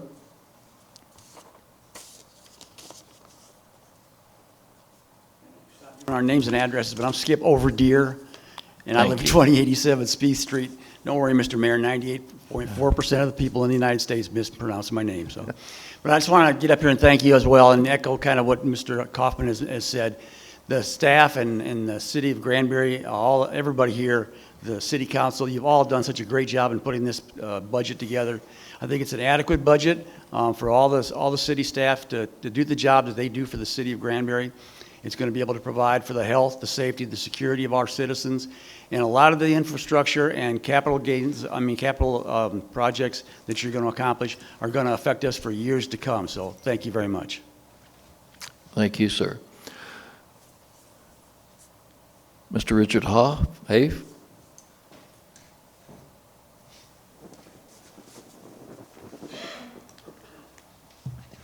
Good evening again. Richard Haves, 428 Riverbank Lane. I also want to express my thanks first to Mr. Kaufman and Ava and their teams for putting together such a well-written budget document. It's very clear to read and very understandable and shows exactly what the city is doing and why they're doing it and why it's in our best interest. I appreciate that the budget supports the great employees of this city. They are the lifeblood of this city. Every council meeting I hear praise of the city employees. I'm glad you were able to find the money to pay them a market compensation rate that is fair for them and will keep them engaged in the city. I'd like to expand on what Fire Chief Matt Hohan had to say on the 2 pieces of fire apparatus. The aerial truck is important because it's going to replace a 24-year-old truck, but you're looking ahead. That truck won't be delivered for 2.5 to 3 years. And by the time it gets here, it's going to sorely be needed, not just for safety, but to help us all with our fire insurance rates. Because the city needs 2 aerial trucks to maintain our ISO fire rating of 3, and if we don't have 2 aerial trucks, our fire insurance rates will go up. So that saves the residents money, so that's a good thing. But I think something that really you need to blow your own horn a little more about is the second truck, the quick attack truck. The fire department proposed it because they're looking at road construction coming to Granbury. We all know traffic's getting heavier. We know it's harder to get across town, and once the road construction starts, it's going to get even worse. Well, imagine trying to do that in a fire truck, trying to get to an emergency. Those big trucks are hard to get through crowded traffic lanes, especially if the shoulders are closed for construction. The quick attack truck is about half the size of one of the large fire trucks, and the concept is our fire department can get a couple firefighters and an officer and some basic equipment on scene much faster with the smaller truck, increasing the safety for all residents of the community. And that's a type of planning ahead for what we all see coming down the road that makes this a great place to live. Thank you. Thank you, Mr. Hay. There are others that would like to speak at this public hearing. See no one, I'm going to go ahead and close the public hearing. Council? Mr. Corrigan? Would just like to make a few comments. Generally, I am always all in favor of purchasing new apparatus for our fire department, for our police officers, anything that has to do with public safety, and I appreciate the efforts that Ava and Chris and company have taken to whittle down the budget as far as you were able to. However, I'm still having a little heartburn with the increase, just as we stated, knowing how much things are generally costing more for our public. And while, yes, there is some proposed tax relief coming, I'm struggling with that one, especially knowing that we did receive the check from HCAD, that it does cover the amount needed. I understand that we're having potential additional funds coming down the pike, going back the opposite direction, but I feel like that's potentially a one-off situation that we may be able to pull from reserves if that's an option. So just wanted to put that out there, and struggling a little bit with that one. Thank you, sir. Okay. Those of you who know me, and if you don't, ask Ava. I love budget's the favorite time because I love the numbers. I love to look at the numbers. And every now and then I start asking a lot of questions about the numbers. And that's why we got the $100,000 back, because that budget didn't add. This budget adds. By the way, I'd like to have had that $100,000 when it was due us in 2020, 2021, and 2022. We could have solved some other problems that we had to reach into the kitty on at that point in time. But let me just comment on this budget from a standpoint of more years than you want to know, giving people budgets and having my own budgets. This is one of the most transparent budgets that you're ever going to see. It starts at zero, and then it builds to what you need. And it builds all the way across a 5-year time frame. You want to know what what the city of Granbury is forecasting over the next 5 years? Go to the back page of these books. It's there. You want to know what the budget is for the finance group, the parks, and the road construction over the next 5 years? Go to the back of the book. It's there. It is absolutely the most transparent budget that I've ever seen. It has what you want in here. It starts with a 5-year strategic plan, drops right down to the important initiatives that we've identified that we're going to do this year and next year, and it gives you a report on where we stand on all of them. We're not complete on all of them. The year's not quite done. We've got a few things left to do, but this is a budget that says, here's what we're going to do, here's what we've done, here's what it cost, and here's why it costs that much. And by the way, all of the numbers that we talk about in terms of population, population is up anywhere from 25 to 30% over the last 5 years, 2018 coming forward. One thing that's not up, and it's because of a project that got put in 4 or 5 years ago. Mr. Kaufman came forward and said, you know what, we need fleet maintenance. Today, we have 7.5% fewer vehicles with 24% more population than we had in 2018. That's 11 vehicles that are not in the system because of the zero budgeting, because of the, you talked about some of the Six Sigma stuff. I've had experience with that, and that's exactly what you do to go find out where the problems are, and then you fix the problem. That's what's happened here. The other thing that's happened is that that's not up is wastewater discharge. It's down 4%. And you say, well, we got all these people. How could it possibly be down? Because the identification of the problem was that we had way too many clay pipes that were leaking, and they were having the water come in. And the rain does impact that, and I acknowledge that. But 4%? It's down 4% over the last 5 years with the kind of growth that we had. I think it's fantastic. I look at this, and I think about the private business, and Mr. Eagle mentioned it too. The dollars that we put into this, the budget, the $69 million, I say to the citizens of Granbury, it's not a tax. It's an investment. I think that this is an investment that would do well on Wall Street. I'm all for it. Anyone else? Okay. Mayor. Mr. Rodriguez. I just want to express thank you for the fellow city councilman. Just want to bring it to your attention. Half a cent is $103,600. We've already offset that. That's a 1.3% decrease in our budget. We have more than that in our contingency, in our reserves, to offset if we need additional funding. If we need that 0.5% funding, we have it in our reserves to pull out. I think it would go a long ways to keep our tax rate the way it was for last year and see where we are in a year from now when we lift the moratorium and we see the economic development start to pay out. You will see that the no new revenue tax rate for this year is 0.36, and we're still going 0.38. But the proposed is 0.385. That 5 can be kept at 0.38 as it was last year, and that's more than fair, and it's accomplishable, and we can do that. Mr. Coffin? If I could, Ms. Gregory, could you come up and give us an analysis of the impact of that 5 mills of a cent?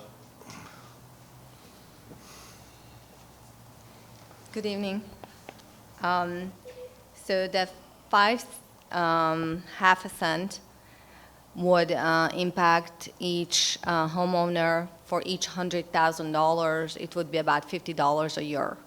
So a $100,000 home, which we probably don't have in Granbury, but let's look at a $300,000 home, that would be about $150 a year. That would be the impact on that half a cent. Thank you. That was the question I was going to ask. Thank you, Ava. And I guess there's good news too, is that we can continue to talk about this, right?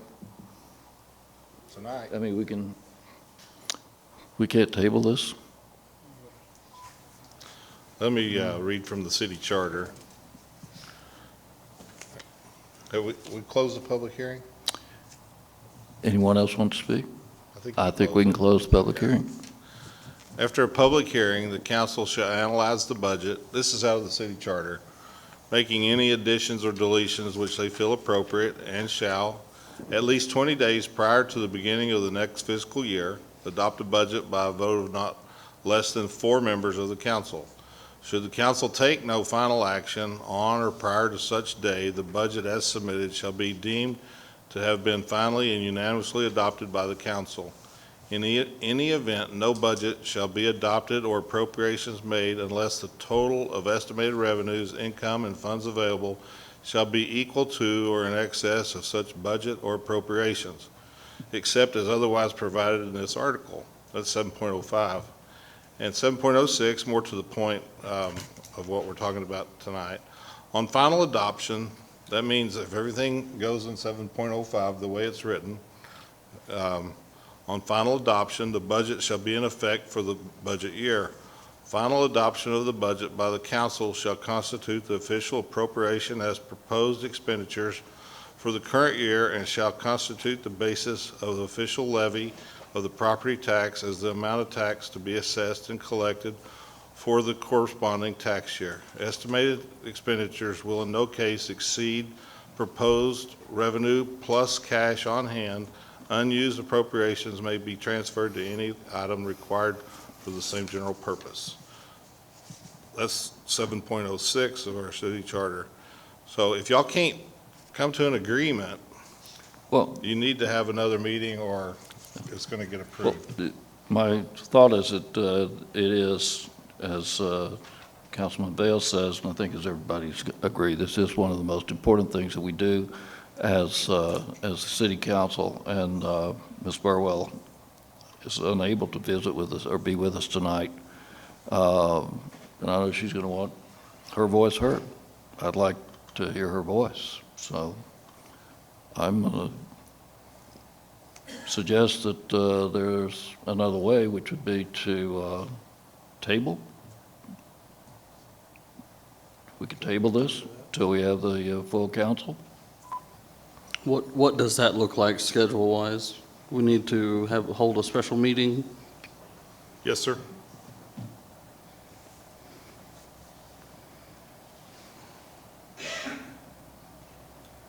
So it would.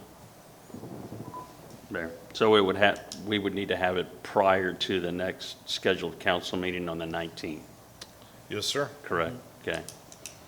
Mayor, I know you want to have the full council here. Just as a side note, I am out of town from the 6th of September through the 16th.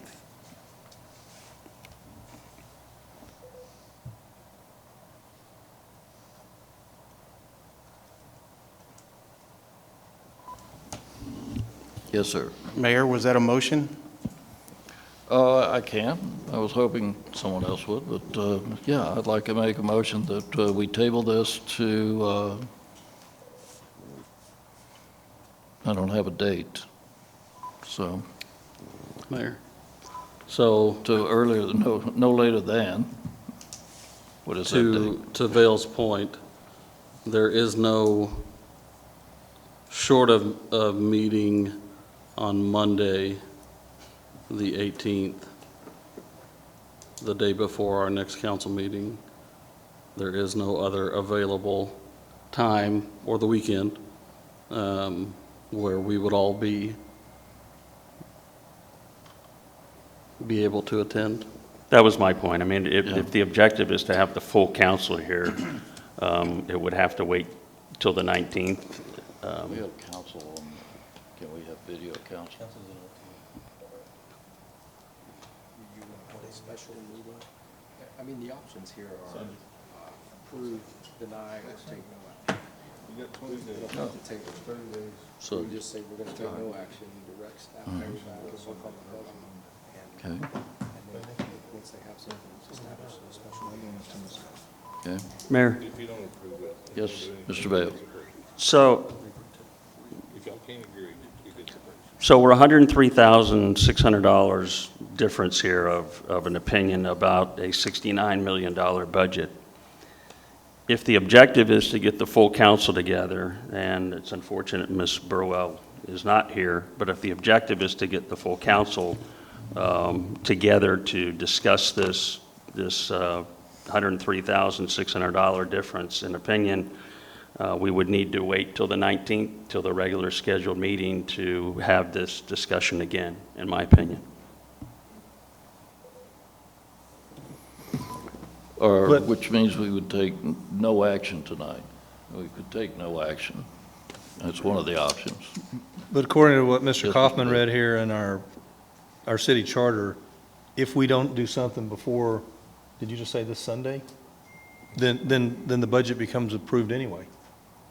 Not the tax rate, but the budget. Well, the tax rate as well. Yeah.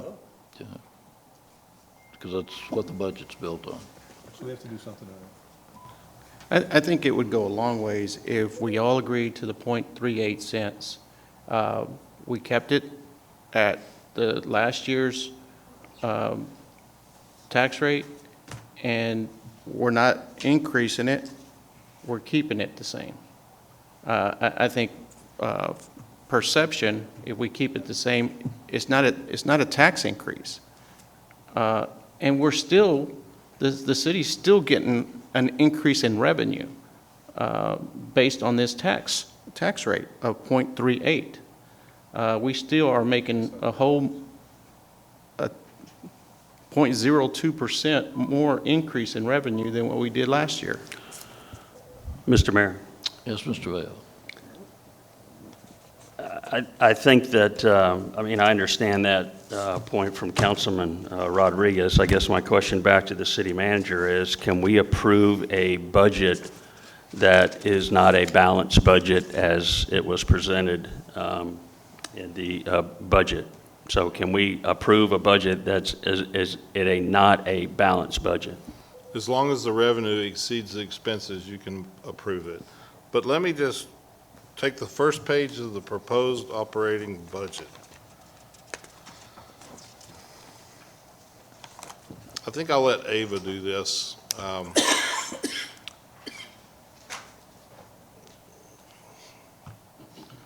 She might be a little more neutral party to just talk the facts. Talk about the, talk about the actual increase that's articulated in this page of our budget. Remember this page, the very Yes. first page? Required by law in size Yes. 16 font or something? Yeah, on that page, that's required, as Chris mentioned, by the tax code, that we actually say and show exactly what the tax increase is. And compared to last year, the amount of revenue that we are collecting more in property taxes is a little over $1.1 million.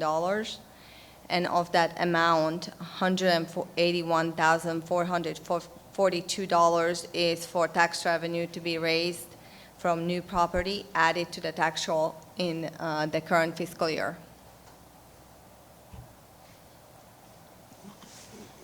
Does that make sense?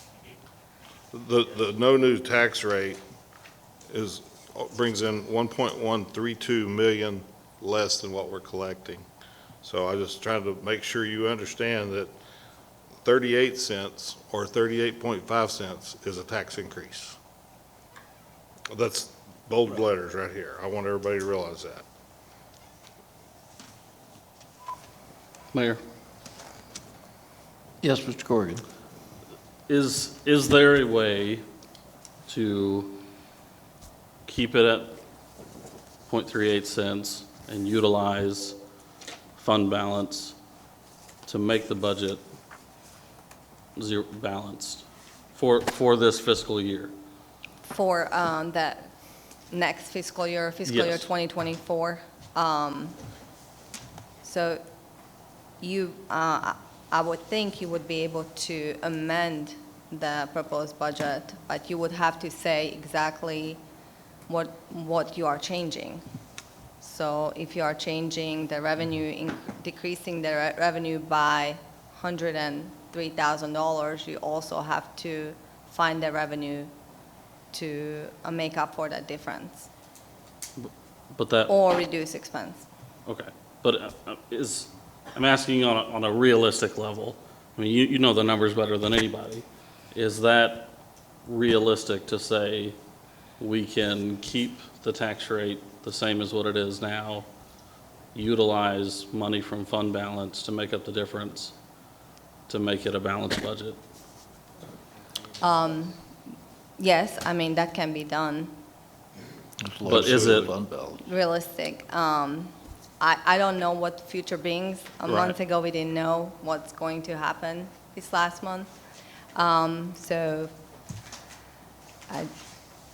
it is definitely possible to do that, to tap into the fund balance more. But as Mr. Kaufman already showed, we are already tapping into the fund balance about $2.3 million as it is right now. And that's the general fund, and then the other utility fund is, altogether, it's about $4 million that we're taking from interest earned to do that.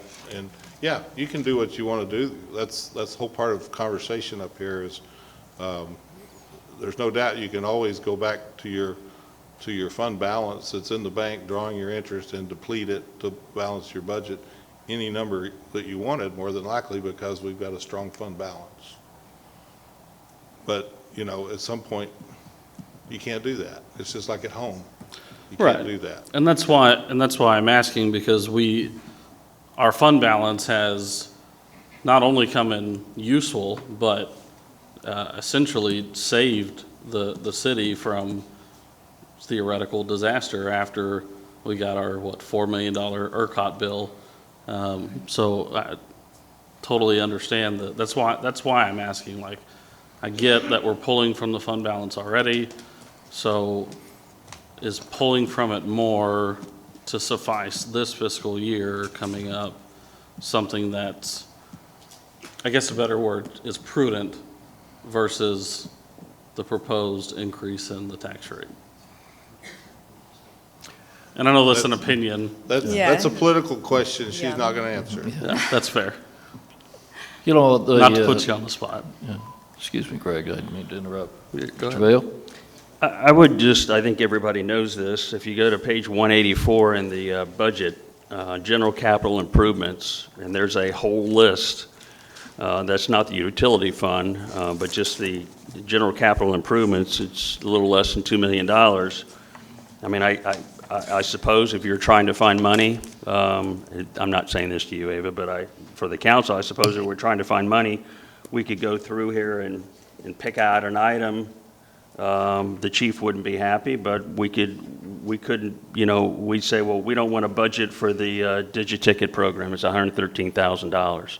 I mean, there are certainly ways that we could cut things out of here, and those are all funded by fund balance. So I know we're talking about trying to find this money in a fund balance, but it's got to come from someplace. It has to come from one pocket to the other. Mr. Bell, that's what, Councilman Bell, that's not what I'm talking about.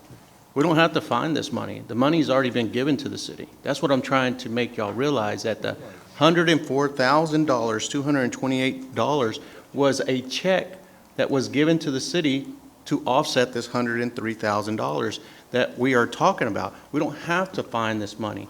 It's just like your expenses at home, if they were $5,000 and you needed to find $2,500 to make that $5,000, and somebody gave you that $2,500 yesterday. You don't have to find it because it's already been given to you. That's what I'm trying to make you realize, that we don't have to take from the fund balance, and we don't have to go and knock off any projects because the money has already been given to the city. I understand your comment. I guess, Mr. Kaufman, is that $104,000 already in this budget? Let me speak on that, if you don't mind, because I have a problem with money that's been given to the city. It wasn't given to the city. It was erroneously withheld by HCAD 2020, 21, and 22. It's the city vote. It's the voters' money, basically, but it was erroneously withheld. It wasn't given. I mean, this is not a gift. It's just a delayed payment, I guess you would call it. And I also want to comment that... Is that the legal terminology, that it was erroneously withheld? Because, Mayor, I don't think you can make that statement because there's no criminal activity that was concluded by you don't have to be. Department. You don't have to be a criminal to make an error. Okay. So Well, that's I don't true, think that- but you can't sit up here and tell us that it was erroneously and put a negative light on the HCAD when they didn't know what they were doing, okay? Okay, if that's how you want to play that.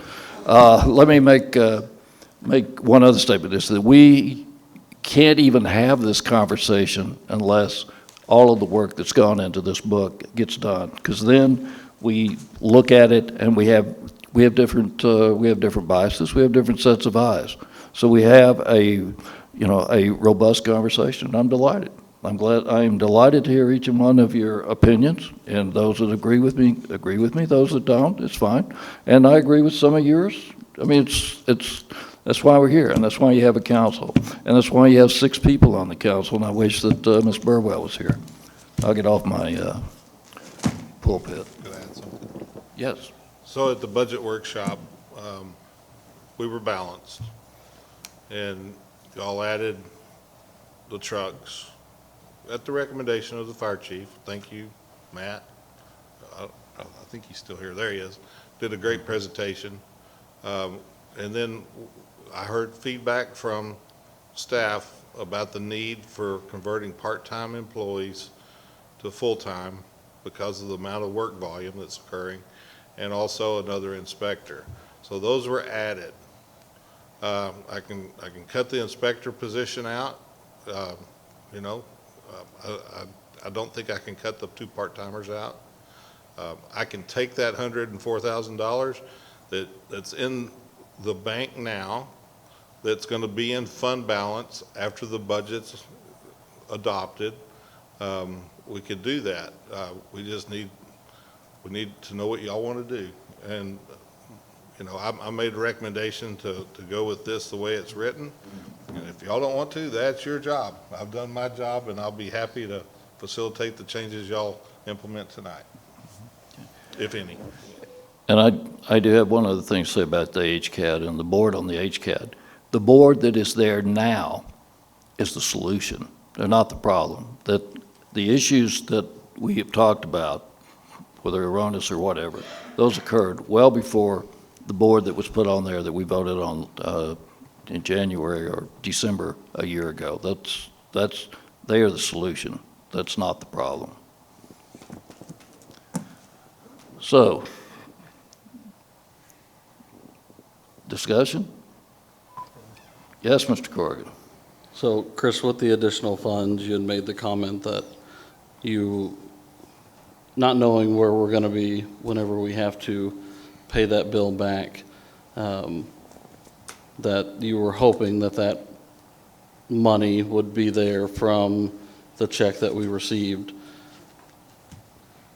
Knowing that we are continuing to grow, and this is all hypothetical because it's in the future, we don't know, but based on past performances,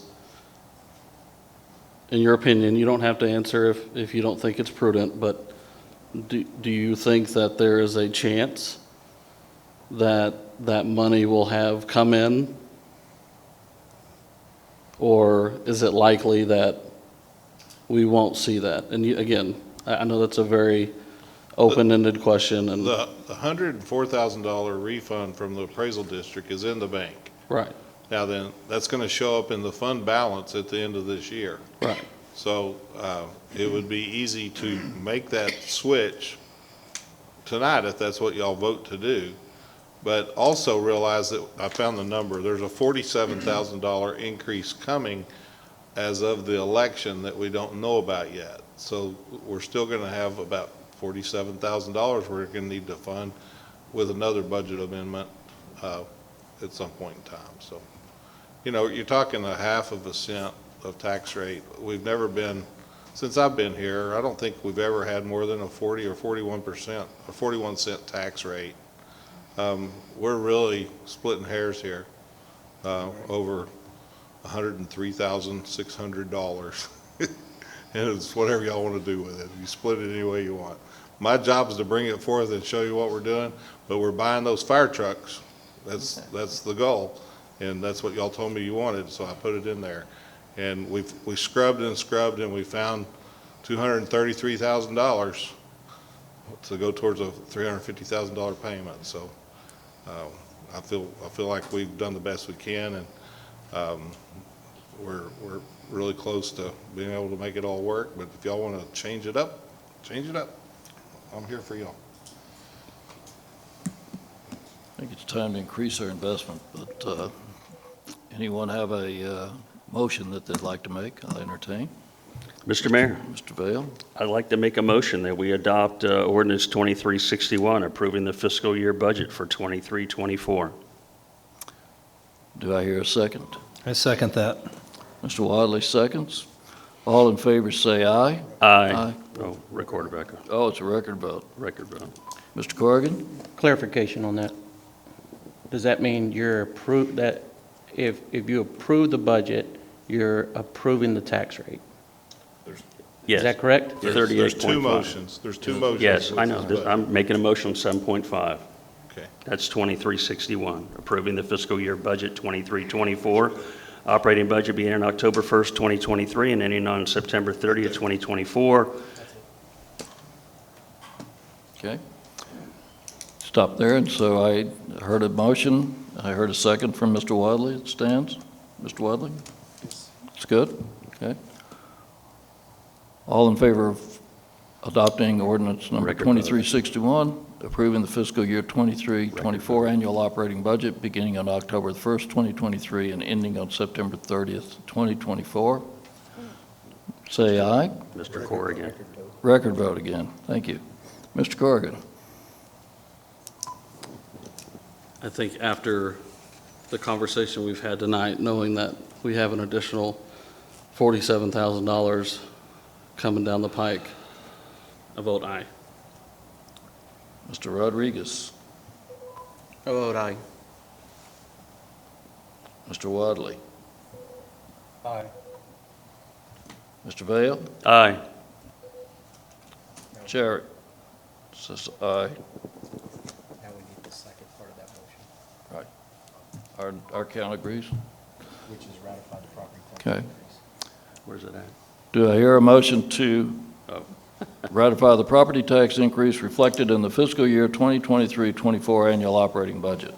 So moved, Mayor. Mr. Wadley, so moved. Mr. Vale, you want to second that? Second. Second, okay.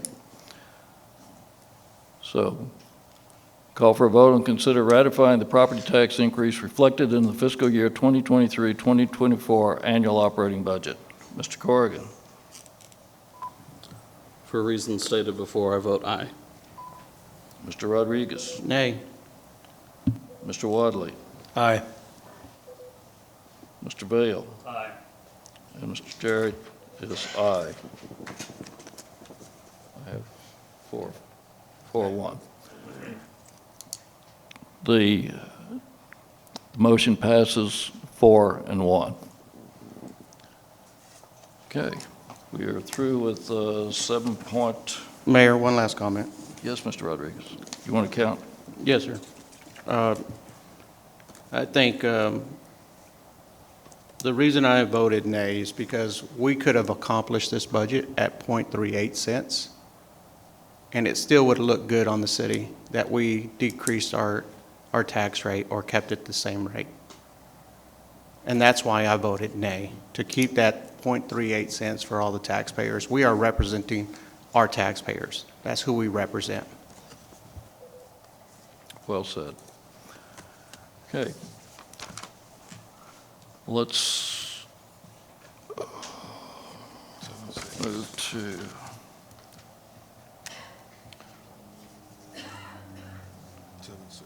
we're at 7-6. Consider adopting ordinance number 2362, approving and levying a property ad valorem tax rate for the city of Granbury for fiscal year 2023-2024. Mayor, I'd just like to identify that, the state law has made us vote the way we do, which makes it very cumbersome to be able to follow along what we're doing whenever you're having to vote on the budget, and then vote on approving the increase to the tax rate, all of the prior agenda item. And now then we're going to come along and talk about the actual tax rate itself. And so it makes it very hard to follow along. So thank you for your patience. But it is the statute that's required to do. So in the ordinance itself, I'm opening it up. 18, the tax rate for maintenance and operation is 1.2 cents less than the debt service. So if you think about that, at the 38.5, what you've really done is funded the fire trucks with that 38.5 cents. I just want you to see that. But anyway, you can see in your ordinance that there's two rates, one for M&O and one for INS, and both of those need to be voted on individually. 0.186828 for maintenance and operation, and 0.198172 for the principal and interest for the debt for the city, and 0.385 for the total tax rate. So we need a vote for both of those individual line items. But we don't have that. It's right here. Need it. Oh, okay. It's in the ordinance. In the ordinance? Yeah. Okay, so we have to separate that. Yes, sir. Right? Do you still want it that way, Ava? I thought so. Okay. So will this be two ordinances, or? It's one ordinance with two numbers. It has Okay, to be a voted on. okay. So we will hear a motion considering adopting ordinance number 23-62, approving and levying a property ad valorem tax rate for the city of Granbury for fiscal year 2023-2024, of which .186828 will be for the purposes of maintenance and operation, and .198172 will be for the payment of principal and interest on debt of this city. That total is .385 for the total ad valorem tax rate. Before you take action, I would just like to say that in your budget book, you're going to see that the actual debt service for all the city, all funds, is a little over $11 million. And so we're taking revenue from revenue streams to help reduce this tax rate. This tax rate is not a fat tax rate. This is a bare bones tax rate, even though it's a half-cent more than y'all were talking about back and forth. I just want you to realize there's a little over $11 million of our total $69 million going to debt service. That's like your mortgage payment at your home. If you make $100,000 and you spend $7,000, that's about the same percentage. So for your mortgage. So that, I want you to see that. And those are for those capital projects and the debt service that we have for those big projects, the water treatment plant, the sewer plant, the sewer plants that's still yet to be built, that we have the money waiting to pull the trigger to build those plants. All that goes into this, and we're only funding about $4.5 million of that debt with this tax. So it's very capitalistic system, user fee-based taxation, rates and fees to help pay those debts, to fund those entrepreneurial type services that we provide. Okay. Mayor. Mr. Rodriguez. Just a clarification for Chris, that $103,600 would come out of the maintenance and operation, is that correct? It's capital improvement, yes. Okay, thank you. Thank you, Mr. Rodriguez. I thought you were going to have me repeat the ordinance. But do I hear a motion as to approve, as stated, the previous ordinance, number 23-62? Mr. Mayor. Mr. Vail? Make a motion to approve ordinance 2362 as stated. Do I hear a second? I'll second that. Mr. Wadley? Do we require a roll call vote? Mr. Corrigan? Aye.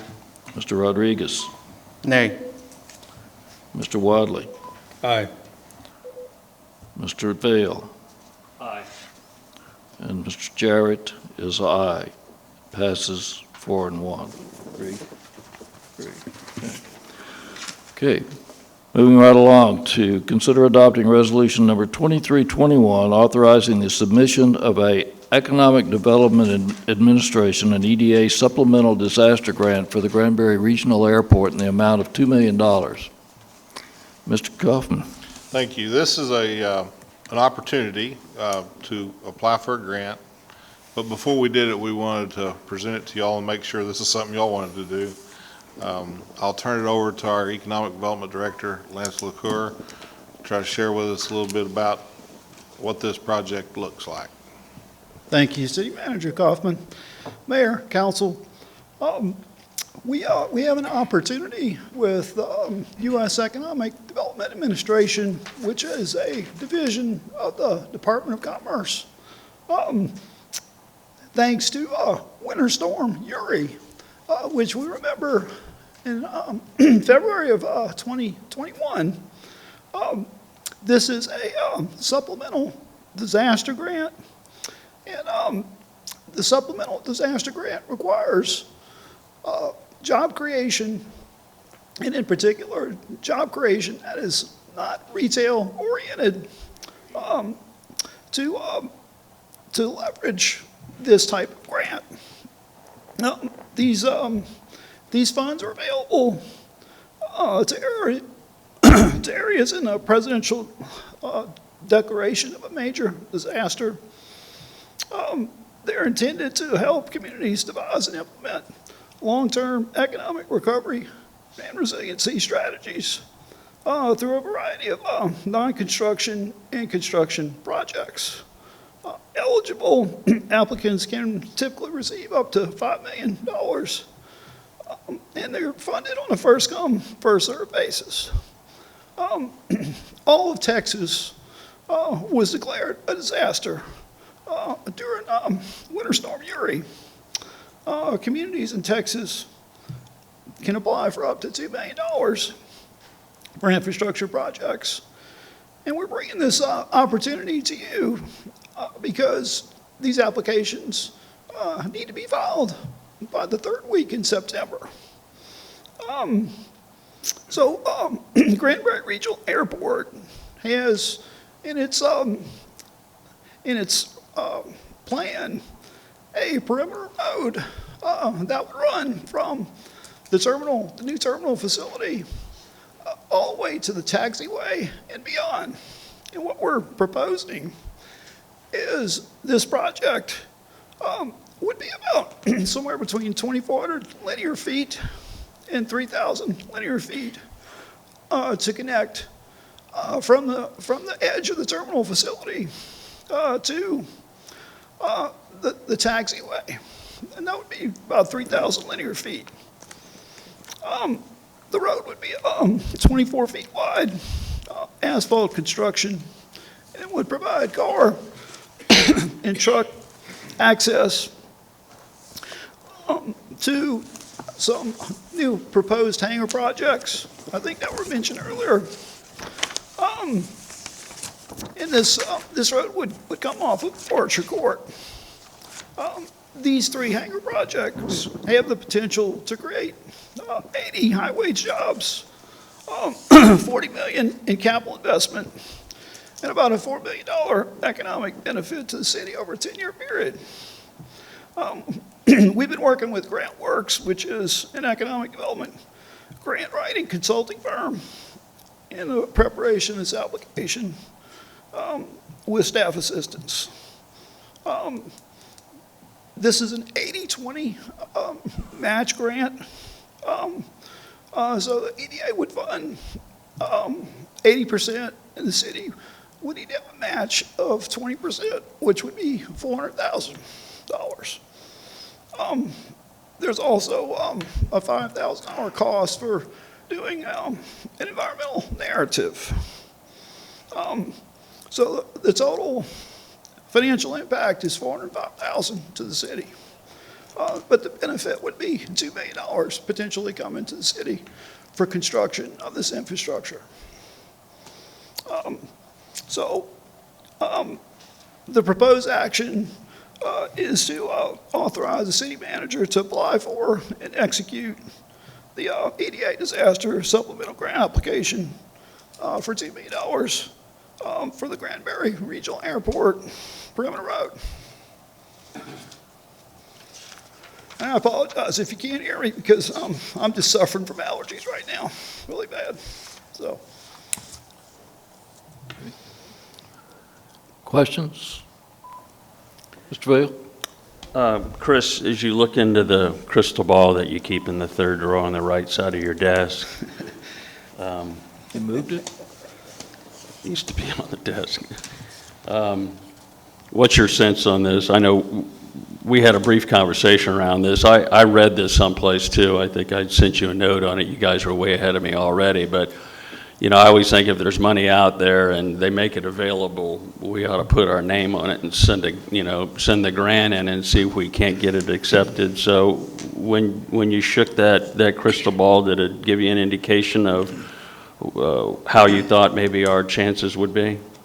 Yeah, it was a magic 8-ball, though. And it said, no one else applying in the region, apply quickly. That was kind of the bottom of that 8-ball telling me that. So, yes, I think this fits our common grant theme and using capital funds in the, that's accumulated for leveraged activities. Yeah. You know, as you well know, we have an application we're waiting to hear back from some of the federal government that would revitalize some of the property at the Decker and the old high school facilities, and not so much the Decker building, but the other buildings.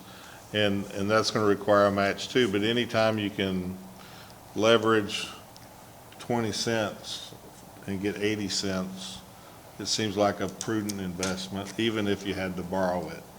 So, Sign me up every day to do that one. yeah, and so we also have another grant that's floating around out there too that we're waiting to hear from. So this is a great opportunity. Like I said, the Magic 8 Ball kind of advised me that there's no one else applying in the entire region, so I think we've got a real strong chance of being Awesome. awarded this grant. And let's face it, without the grant, it's not going to happen. Well, I can tell you that, hadn't worked out at the airport for a long time, and I've had the opportunity with Pat to kind of drive that area by truck, and that's going to be a key point as you leave the new FBO, new terminal building, and go down that fence line to get to those new hangars. That's going to be a piece of infrastructure I think is going to be required. So anyway, just my comments. Thank you, Lance. Other comments, questions? We're in for max 400,000 if we get a $2 million. Yes, sir. 405. Well, we're spending 5,000 out of this year's budget for the environmental study. Right. Oh, that's true, that's true. So, Sooner or later, you're going to Yeah. spend that anyway. right, but you have to have the environmental as part of the grant application. And I will say that GrantWorks hasn't charged us anything that I know of besides the environmental study. They're not charging us for the application. Right. Okay. So it's a pretty good deal to cast a little bread on the water and see if it'll come back to you. Okay. Mr. Corrigan, Mr. Rodriguez, Wadling, no more questions? I hear a motion to adopt resolution number 2321 authorizing the submission of an Economic Development Administration EDA supplemental disaster grant for the Granbury Regional Airport in an amount of $2 million. So moved. Second. Was that Mr. Rodriguez? And second by Mr. Vale. All in favor signify by saying aye. Aye. All opposed say nay. It passes 5-0. It's approved. Okay. 7.8, consider making an appointment to the Granbury Cultural Arts Commission to fill a vacant seat. Mr. Kaufman, do you want to? So this agenda item has come up because of a vacancy that has occurred due to a resignation due to job responsibilities for the former member. And so we've put it out there and made a few calls to people that were previously interested. And consequently, we have, I believe, one applicant in your packet that's interested. So. Okay. Well, Mayor, this is a really tough choice. Yes, it is. Yes, well. I make a motion that we appoint Mickey Sharon to the board of the Granbury Cultural Arts Commission, sir. Second. And Mr. Rodriguez makes the motion that we appoint Mr. Mickey Sharon to the Granbury Cultural Arts Commission, and Mr. Vale has seconded. All in favor say aye. Aye. All opposed say nay. Welcome, Mr. Sharon, to the Arts Commission. And by the way, these commissions and boards that we have are not ceremonial. Actual and real work goes on in these. Can I say something? Yes, Mr. Kaufman. I'd like to just go on record that this Cultural Arts Commission is key to ongoing the expansion of our tourism industry in Granbury. We looked at this, 6 years ago, and had the dream to be able to have a Cultural Arts Commission actually put together the application to submit to the state to see if we could become a cultural arts district in our historic overlay. And they have done that application. We're waiting on the results of that. But it is exciting to see the level of promotion of the arts that this group is working through Tammy's leadership, of course. but they're very involved, and Mr. Sharon will be a great asset because of his leadership role at the Opera Granbury Theater Company. And I'm really excited to have the group that we have, and we're blessed to have Tammy as their liaison. Yeah, that's a working group, a very hard-working group. Moving along to item number 8, citizen comments on matters not on the agenda. I have Mr. Peter Gardner, and I saw him step out. I don't know if anybody sees him in the hall there. Mr. Gardner?